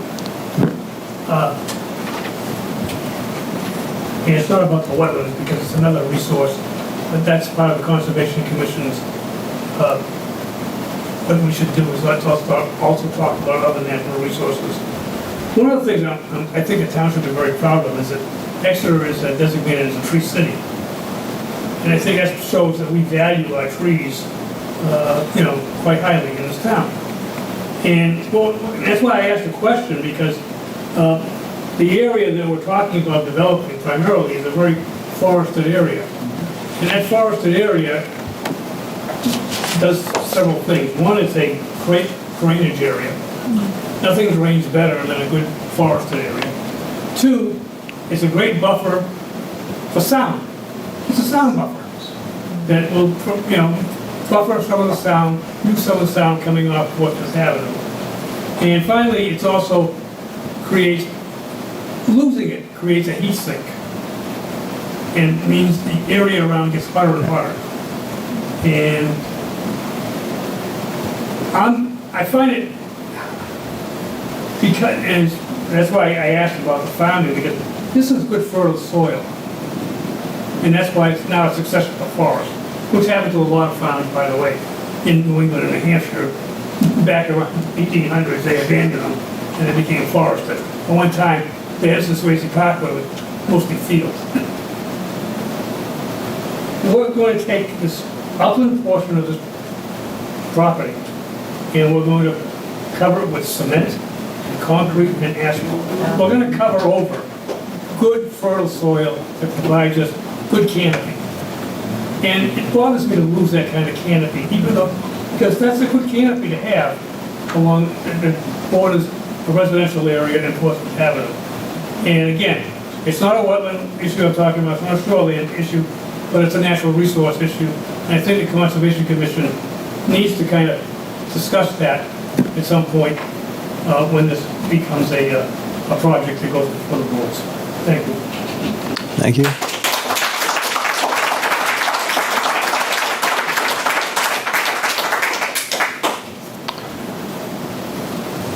Is the board done? Kristen or Dan? Anything? We'd like to open it up for public comment now. I'd like to keep it focused on what is actually under our purview, if we could, please. Not repeat ourselves, that sort of thing. But we'd love to hear what some of you think. So, anybody want to step up? Could you please identify yourself when you go up? Your name and your address, please. My name is Ryan Bryan. I live at 20 Haven Lane. I'm a terrible speaker, so I'm nervous as hell. So obviously some of the things that we're concerned about don't fall into your purview. Totally understand. One of the comments that I'm curious about is how many floors of residential is going to be in the building? Because I was a little confused by one of the comments. It sounded like you were going to have first floor parking and 3 floors of residential instead of basement parking like the plan shows. Yes, it's 1 floor of parking with 4 floors of residence, same as Chestnut. The lower floor is in the ground. It is basement. Okay. So it is below grade. Below grade, well, except for like the doorway entrances. Just like Chestnut, if you've been into their actual driveway, you'll see that they're sort of buried. The basement's buried, but there's a doorway. So it is technically a 5 floor, but it's really 4 floors above grade. Okay. that clarifies that. So, you know, I haven't been out there because I don't own the property and I don't want to trespass on somebody else's property, but according to the town drainage plan for the neighborhood, in addition, so I'm a little confused about this area here, because it looks like there's another output somewhere in this area that you didn't talk about, or did you talk about? I'm confused about that. You were talking about something over here. It looks like there's another exit in this area. But I think he did also- talk about there's that pond, and then there's a culvert that connects the pond Okay. all the way over. This, I believe, was my understanding of what But there's was also a presented. stormwater exit at the tip of this spear. And according to the plan, there's also one right here. And all of those dump into this area. So one of my primary concerns is all of Bonnie Drive is known to flood already. And a lot of this stormwater work that was done, I don't know how many years ago, was to help with that. But it seems to me that if we're building a basement level below grade all the way across this site, we're essentially creating a groundwater dam. And so all this water that's already a problem for this neighborhood is going to become a greater problem for the neighborhood. That concerns me, and I think a lot of the residents a lot. And it's probably a lesser issue for the board and other people, but I know that on the maps, the natural resource maps, this area up in here is all designated as animal habitat, quality animal habitat. And a lot of those animals come up and into the neighborhood now. And this is going to stop that. So, I think the other points that I made in the document are more of the planning. Oh, the last important point. This project pretty much destroys the buffer that you were just talking about, the natural buffer that exists between the neighborhood, residential, and the commercial zone. And that just doesn't sit well with me. Because everybody that owns property in this neighborhood owns property here. It's a quiet neighborhood. We don't feel like we're on Portsmouth Avenue. Our kids are safe. That's all. I know that's not your issue. But by destroying this vegetated area, you're basically allowing sound and visual disturbance into the neighborhood that doesn't currently exist. So, at the very minimum, in my mind, there has to be a better buffer here between the neighborhood and the project. Is there a way of getting any kind of data in relation to his point about the parking lot wall creating hydrologic pressure, holding water into that area and forcing it back? Yes, so we have to do, which we're actually working on, is we have to do geotechnical design work for foundations. So there's that aspect that we're going to have we have a geotech out there tomorrow looking at that. So we will have to do a full geotech work for the building, which will tell us where the depth of groundwater is, where what types of soils. They'll go down 30, 40 feet to look at the soils, look for bedrock, things like that. So we'll get a whole profile of those soils. And that'll give some data on what's happening underground. It will on the kind of close to the surface, not obviously super deep, right, in a groundwater aquifers type thing. But and then you have the type of soil, which I think even like Jim could speak to. If it's not highly transmissive, you're not going to get a lot of water flow horizontally through soils that are, siltier, clayier. The horizontal water flow tends to be more in sands and gravels. So that we can look at as well. Okay. And will end up having to by the time we go through the process. Just as a last point, every house in this neighborhood has a sump pump that runs all the time. Someone was going to say that. Already. So, I feel for you. I live on a hill, and so do I. I'm up the road, and I'm on the only hill on Haven Lane, and mine runs 7 months a year. Yeah. Everybody down here runs 12 months a year. Yeah, it's crazy. Yeah. I think that's all I have. Okay, thank you.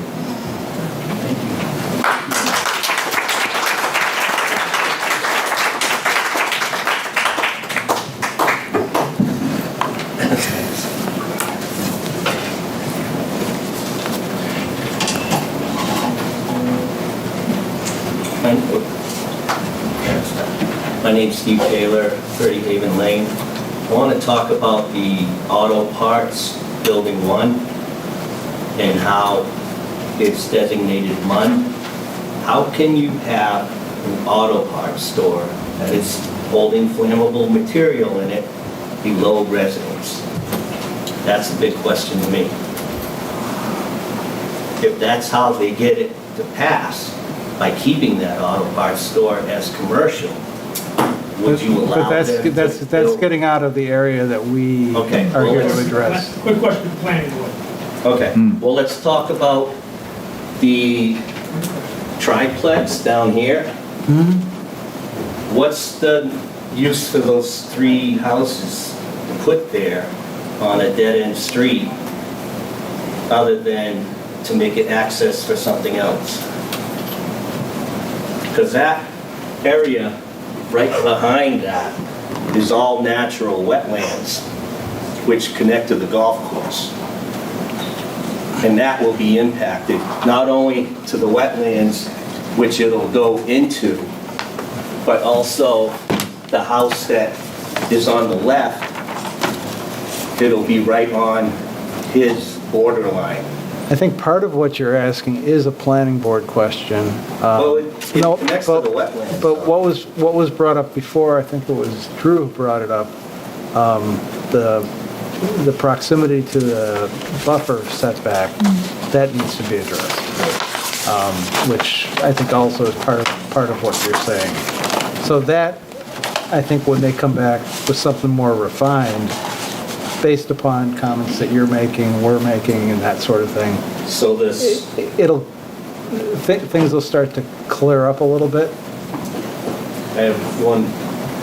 Back when we had the new sewer line put in on Haven Lane by the town, it went down the street to filter all the drainage down Haven Lane and Bonnie Lane into a brand new storm ditch. Now they're going to build on top of it. So that's going to impact your water. Right. That's going to be questioned. Thank you. Thank you.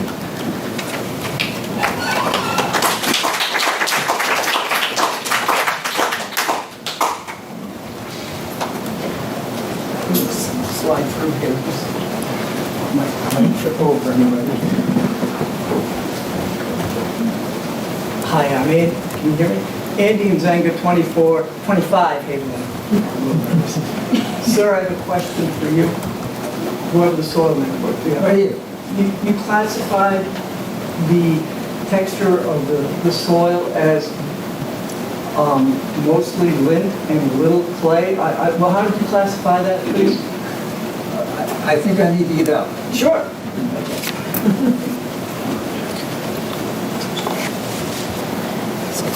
For the record, Jim Gove again. Okay. So, if you look at the soil profile, I'm sorry, I'm getting a little bit. This is my soil morphology, I think. Okay. Cool. So essentially, what we have here in this particular soil profile, we start off with a silt loam. Okay. A silt loam is essentially has a fair amount of silt in it, still is loamy, still is granular, still is friable, allows water to go through, all right? So the silt loam is both the topsoil and the subsoil. All right? So we have a silt loam, topsoil and subsoil. And in places it's 18 inches deep, in other places 23 inches deep across the site. The next layer is essentially what's called the parent material. So you have the topsoil or the subsoil, then you have the parent material. The parent material has a higher clay content. That content is called silty clay loam, and that content, higher clay content, has a number of features that occur. The first is it's restrictive to the downward flow of water. Right. It's actually hard. In other words, if you were digging it with a machine, you'd Oh, I know, I've done it by hand. Okay. Have it? It's hard, isn't it? Yeah. Yeah. It's also blocky. And it is not necessary, there's no soil that's actually impervious, but it has a very slow infiltration. So does that help? Yes, it does. Would you say the percentage of clay to the soil that drains well? What would you give us for percentage? 5 feet down. I mean, from the top to about 5 feet down. What's the percentage of clay?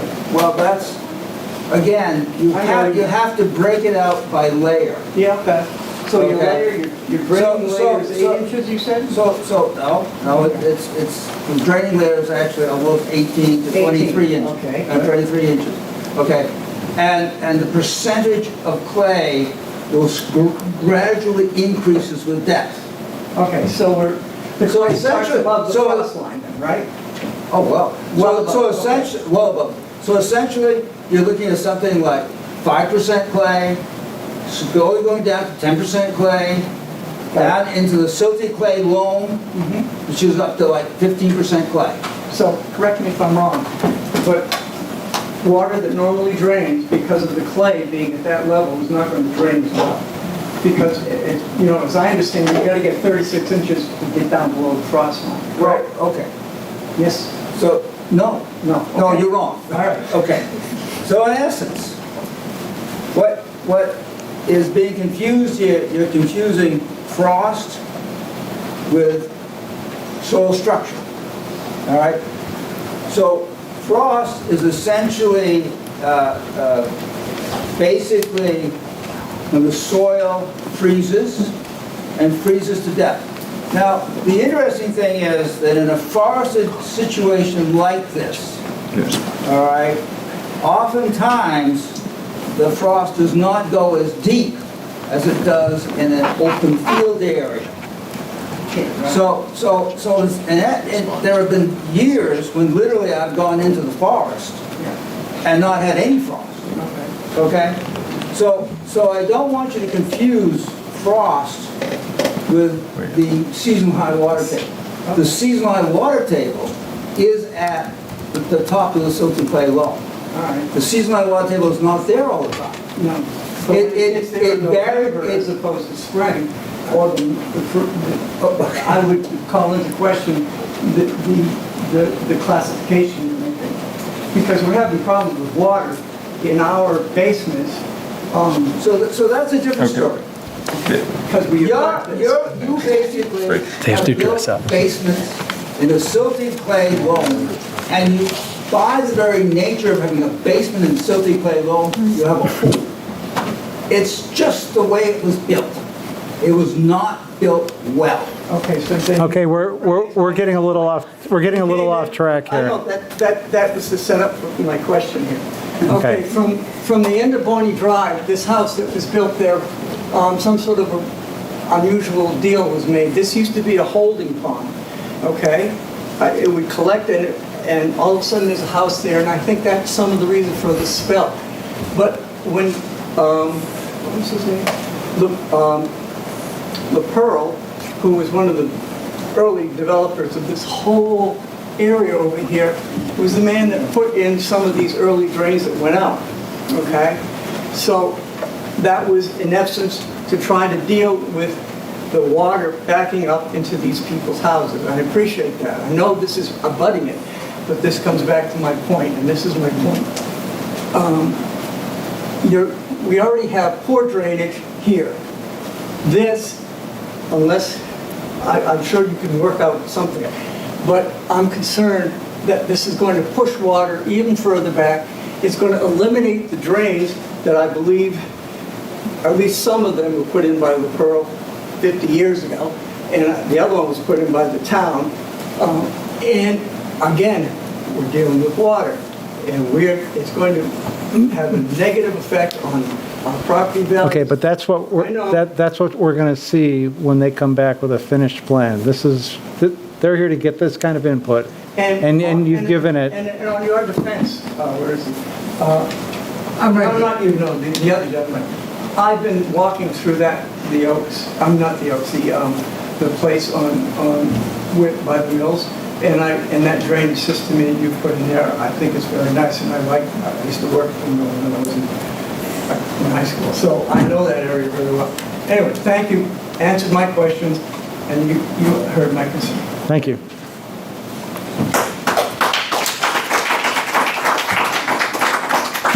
Hello, my name is Kyle Taylor. I reside at 38 Lane. Continuing on from Andy's statements. Number 28 Haven Lane, he was discussing between 25 and 28, a lot of standing water.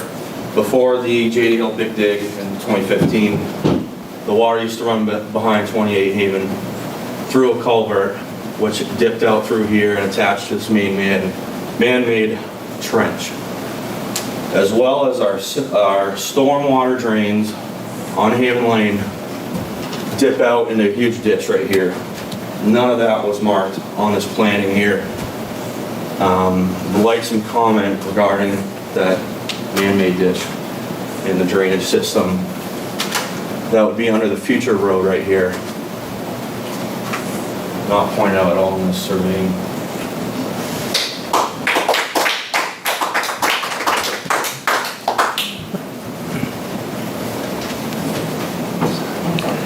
You've got that for a note? Yeah. One of the exhibits by Mr. O'Brien shows the town's GIS. It does not show any outfall there, so we will have to look for. Okay, so you will take a look at that. This map was done. Okay. My name is Luis Franceschi. I'm the owner of 36 Haven Lake right in the side of town. Like he was saying, it's a man-made. So every time it rains, the water goes that way. Okay. Doesn't go any other way. I got a ton of water coming, and my concern is with this new development, not worry about to go against the house, no against it. Okay. Also, Well, that that's wetland, like you guys are concerned, it's a lot of a natural habitat, and it's a lot of fauna that come into my house to visit. So if we do all this development, where'd that go?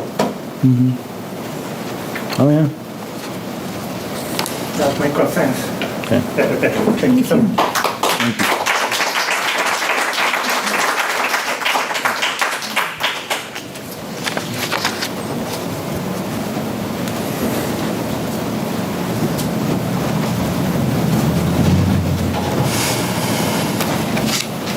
My name is Taylor Adams. I live at 8 Bonnie Drive. I'm sorry if I repeat myself or others. So, to start, this is the Exeter town maps. The orange says poorly drained. It is wet. I don't know, I don't see the same poorly drained footage on this map. This is from the town.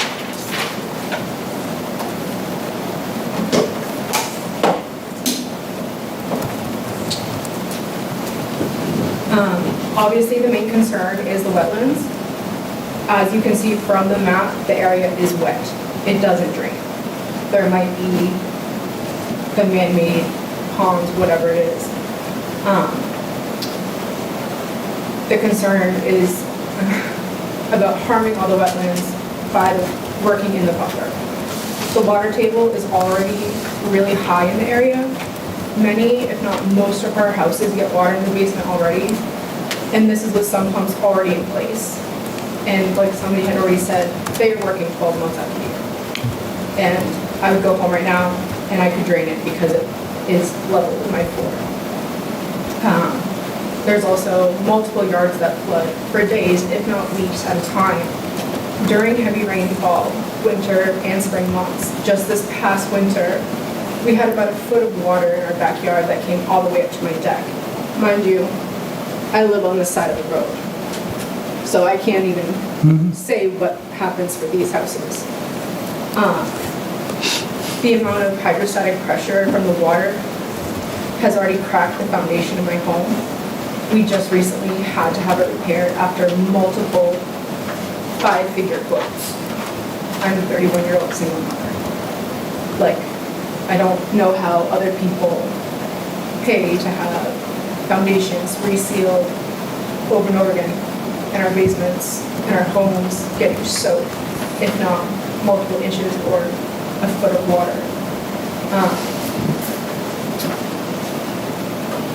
The concerns are about the additional pavement and the increase of surface water and groundwater exacerbating the problem, which will then decrease the value in our homes from even more water damage.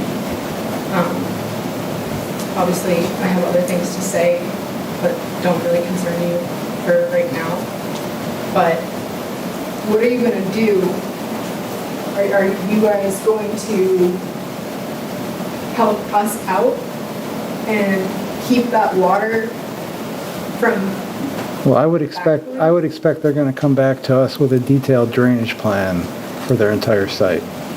And it's going to have to take into account what's coming off surrounding sites that presently is going onto there. So we'll know a lot more when this plan gets refined. That's all I have for today. All right, thank you. Thank you.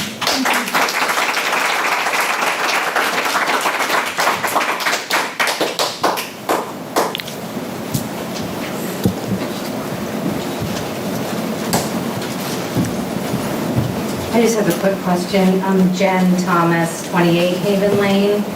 I'm just wondering if you guys, like you spoke in the FOSS conversation, if you could attend the planning board meeting to discuss all of the impacts that this has on our town as a whole, the animals, the raptors, I can't tell you enough just living there, like what we have for wildlife that's going to be impacted by this project, and I want you to pay more attention to it and also think about what you said about FOSS, that it's this, you felt like it was egregious, like this gigantic project and for what? And this is not affordable housing, and I think we just need to be really careful to use that word.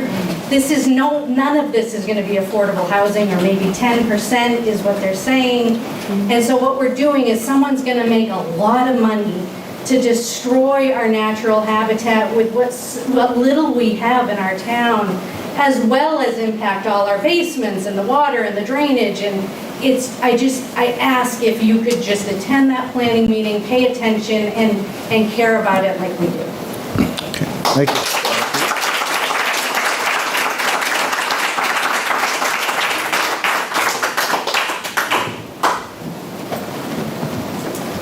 Hello, my name is Danielle Frank. I live at 31 Haven Lane.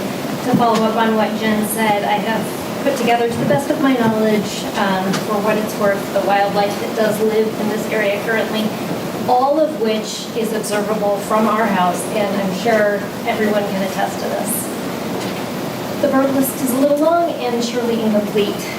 Turkeys, blue jays, 3 types of woodpeckers, gold, purple, and house finches, robins, cardinals, orioles, nuthatches, many sparrows, owls, hawks, grackles, starlings, titmouse, chickadees, bluebirds, catbirds, and flickers.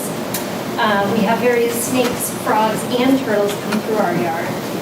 Bats, squirrels, chipmunks, mice, coyotes, fox, fisher cats, bobcats, deer, rabbits, groundhogs. These are regular daily visitors to our yards, and we are concerned for the natural habitat of these animals. In addition to the water in our basements, that is a constant issue, as well as just preserving the neighborhood from the commercial zone, which are two completely separate areas right now. Thank you.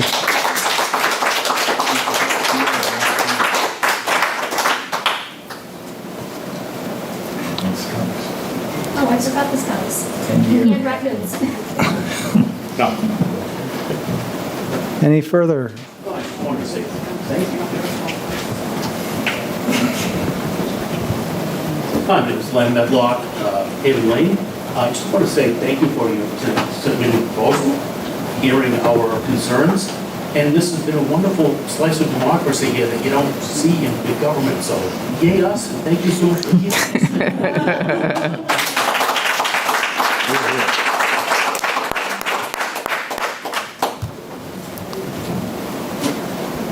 All right.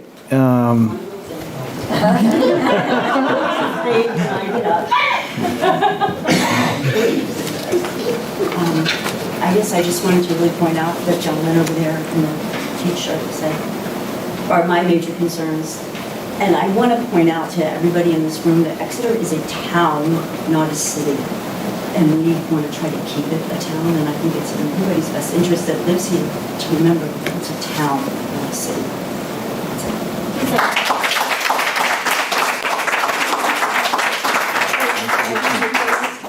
Lisa Medlock, 11 Haven Lane.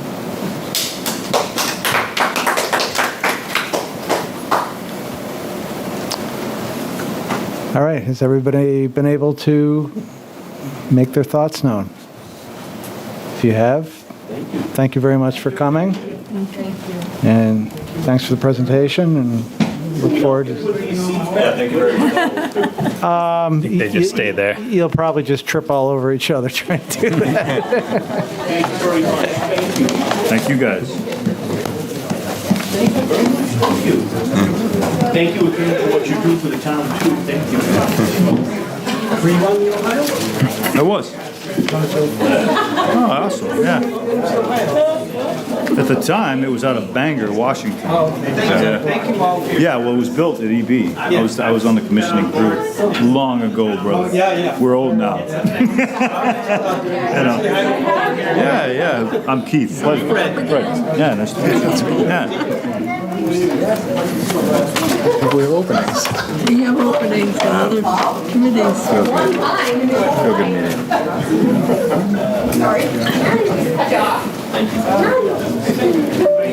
It's good. All right. Thank you. Moving on to the next item. Committee reports. Yeah. What's your address? Coming right over. That's awesome. You tried, though. You gotta keep aggressive. Keep things moving. Yeah. All right.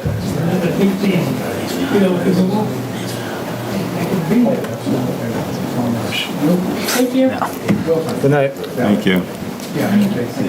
Thank you very much for your time. Thank you. Good night, you guys. Nice night. Thank you for the soils lesson. I like soils. Wetlands. Just. All right. Committee reports. Property management. Any updates on rains, Kristen? Just a few, and I'll go through them quickly. I did submit the LCHIP grant application, so that has been done. That's for a portion of the remaining funds to try to cover the higher than anticipated cost for repairing the barn. So that'll cover the west and the north side, an interior staircase, and fire detection system. We were notified, thanks to Steve Bedard actually, that the ridge cap tiles were blown off the roof. We had a hole in the roof. I was able to work with Public Works. Unfortunately, to make it happen, I conferred with Dave Short. We transferred funds from the intern pool of funding, intern line item to cover the cost, but we were able to cover it. So that has been replaced, and it happened really quickly thanks to Jeff Beck's support from Public Works. Well, and you also made the judgment call that the rest of the roof was in good enough shape that it made sense to do the entire ridge. That's right. And that by doing, instead of just patching the section that came off, by doing the entire ridge cap, that provides us insurance coverage for, or a warranty for all the entirety of the work. Okay. And a patch would not have. We did receive the moose plate funds, and I'm soliciting quotes for siding replacement. So my hope is that the $20,000 moose plate will get us at least a little bit further toward completing the west and the north side, and then L-chip and a small town contribution will bring us to the finish line. So that's all it brings. Yay, that's exciting. Yeah, It is. good. Wow. You want me to go on that? No? If you got anything we want to hear. So then the second item was the Stone property. As you know, we had David O'Hearn out to that property, that's south of Powder Mill Road, and we've been modifying our mowing practices to convert it to a more active agricultural field because it was being overgrown by woody brush. David actually recommended, initially the proposal was 2 mows last year and then this year would be good. Because there was such a kind of imbalance of woody debris out there, he actually recommends an additional mow this year in July. So and the price for that, sorry, it would be $975. There is funds in the conservation property management line item, but we have quite a bit of a year to go, so it's up to you and your preference. If you'd rather do that and use conservation funds down the road for something that might come up, or if you'd rather go straight to using conservation funds to cover that, if you choose to have that extra. When is Dave thinking of moving? July. So he said that. Before our next meeting? Yeah. When is July now? Yeah. So his proposal is basically 2 more mows, so it would be a July mow and then an end of growing season mow, and then last year will be in good shape. Next year will be in good shape. So next year, will we do 2 or 3 more? 1. Oh, Yeah. oh, they just trying to get it to a Hopefully certain hay point, so. mows, Just yeah. one in the fall. Okay. Yeah. Oh, okay. I mean, he's always had great judgment on Yeah. the field mowing and everything. So he's been a pretty good steward of that. So if that's his recommendation, I would go ahead and do it. I would tend to agree. That's a motion. Yeah. Yeah. Okay, that's a motion then.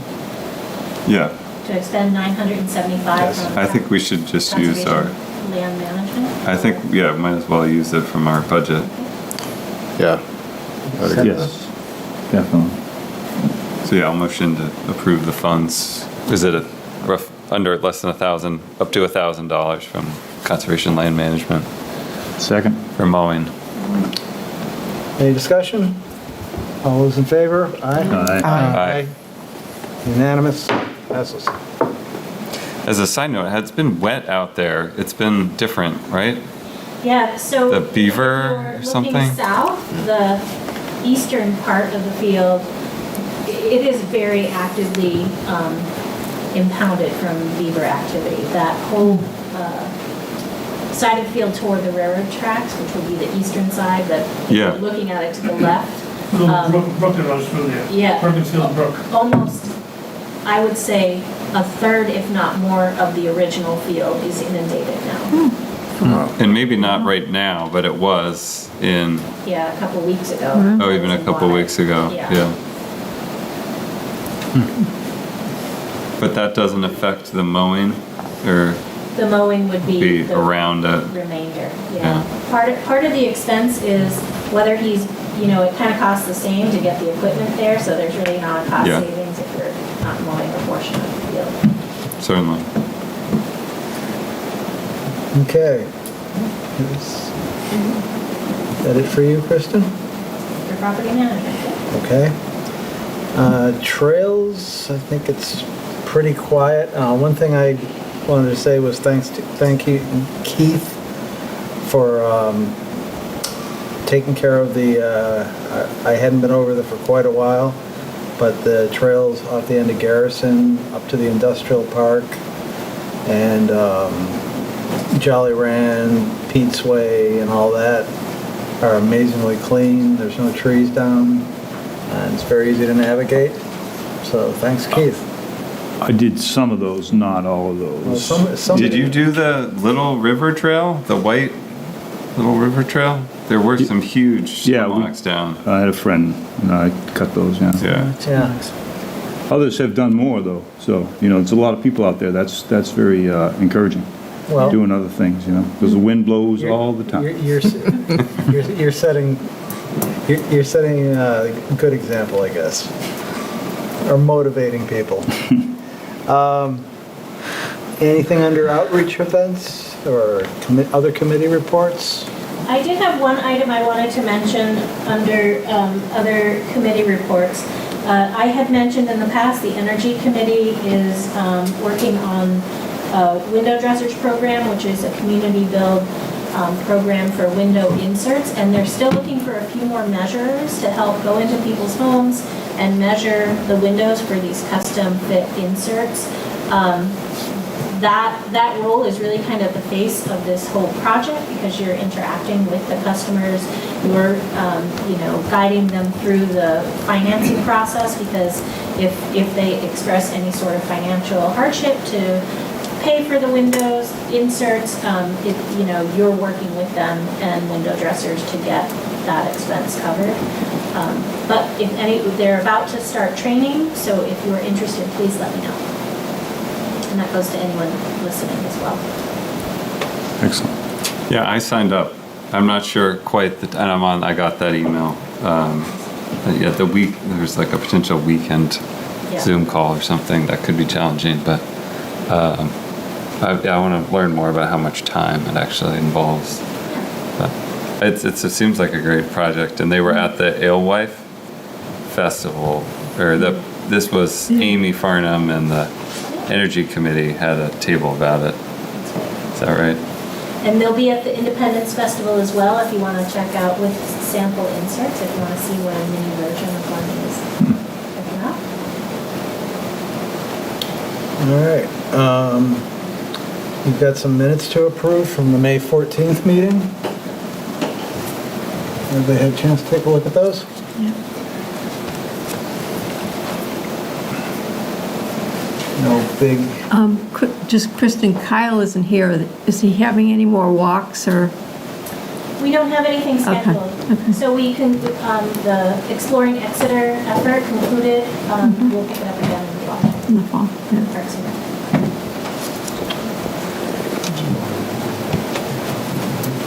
Oh, yes, yes.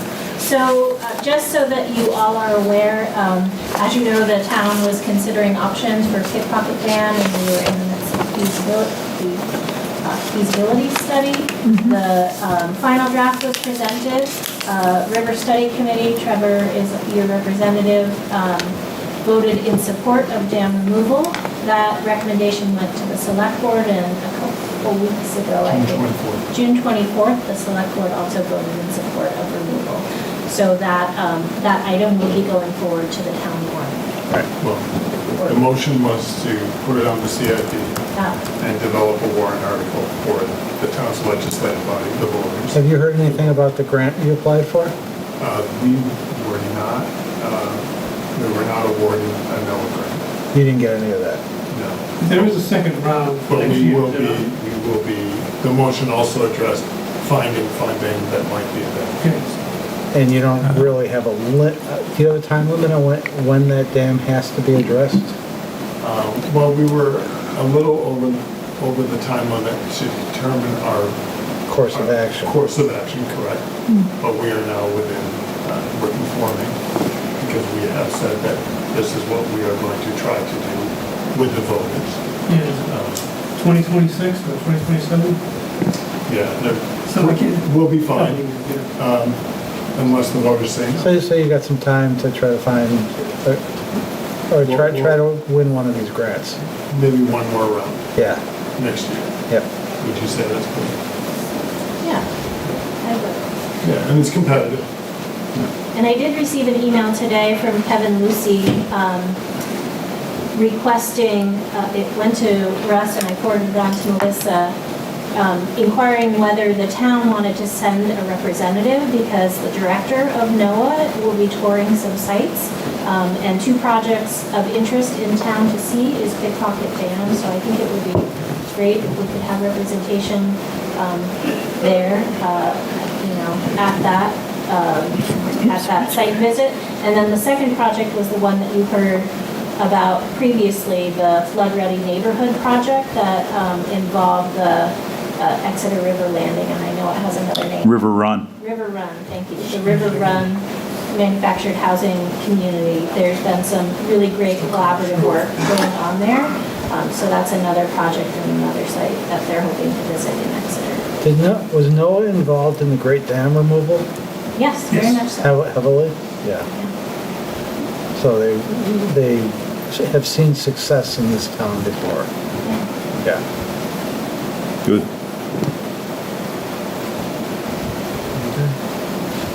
I have two little updates, if I could have a moment on the agenda. The first thing, you're looking at me funny. The first thing was I wanted... I'm wondering if you got like a graduate degree of some sort. No. Well, there's an award to talk about here. I just wanted to publicly acknowledge Kristen Murphy. She received last month the James Hayden Award for dedicated and outstanding service in planning and conservation of natural resources. That was awarded by the Rockingham Planning Commission. So let's give Kristen a round of applause.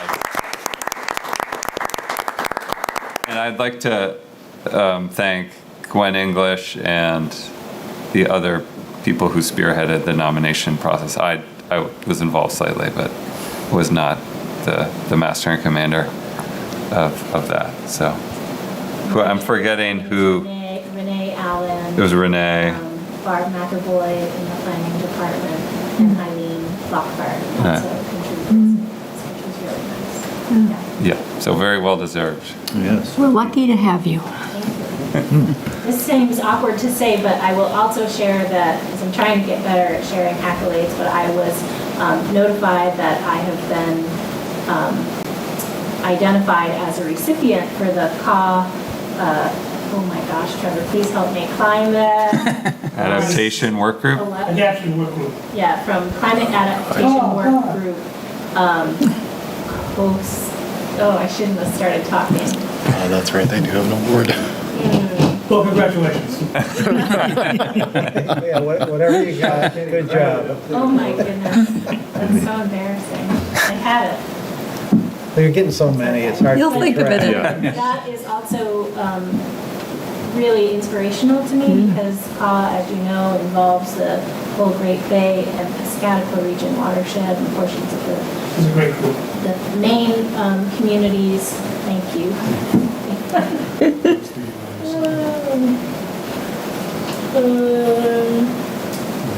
Not fast. CAW Community Champion Award. So the Climate Summit is coming up next week, and so those awards will be given out then.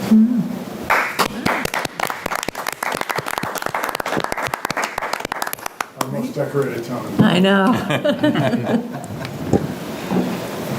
And then the other thing was relatively minor, just an update that the Ryder project continues to move forward. We got an update from CELT, and they're working on the boundary survey is finishing up, and they're still doing paperwork, but closing is scheduled for 2025. It looks like probably the first quarter at some point next year. Well, the three-town boundary. Yeah.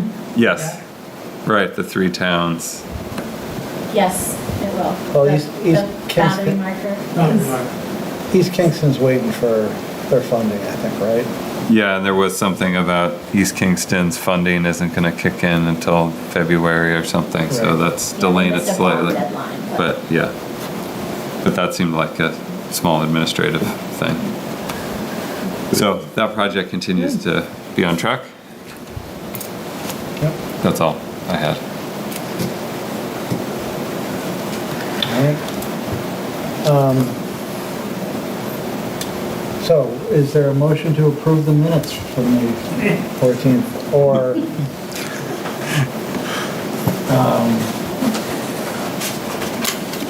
I'll motion to approve the minutes.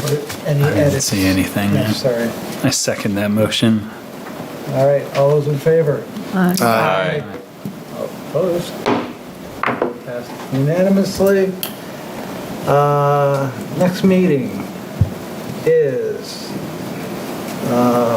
August 13th. The deadline for any submissions is August 2nd. And need one more motion. Move to adjourn. A second. Second. Race. All those in favor? Aye. It is 9:16 and we are adjourned. Thank you for tuning in to Exeter TV. Exeter TV is the town's public and government access channels, available on Comcast Channels 6 and 22. Channel 6 is your channel. If you have an idea for a program, want to host your own talk show, or submit a film, we're here to get your content on television. On Channel 22, we bring you live and replay coverage of government meetings and other town updates. A third channel, Blue Hawk Media, is operated by SAU 16 and can be found on Channel 8, with all your school sports, events, and meetings.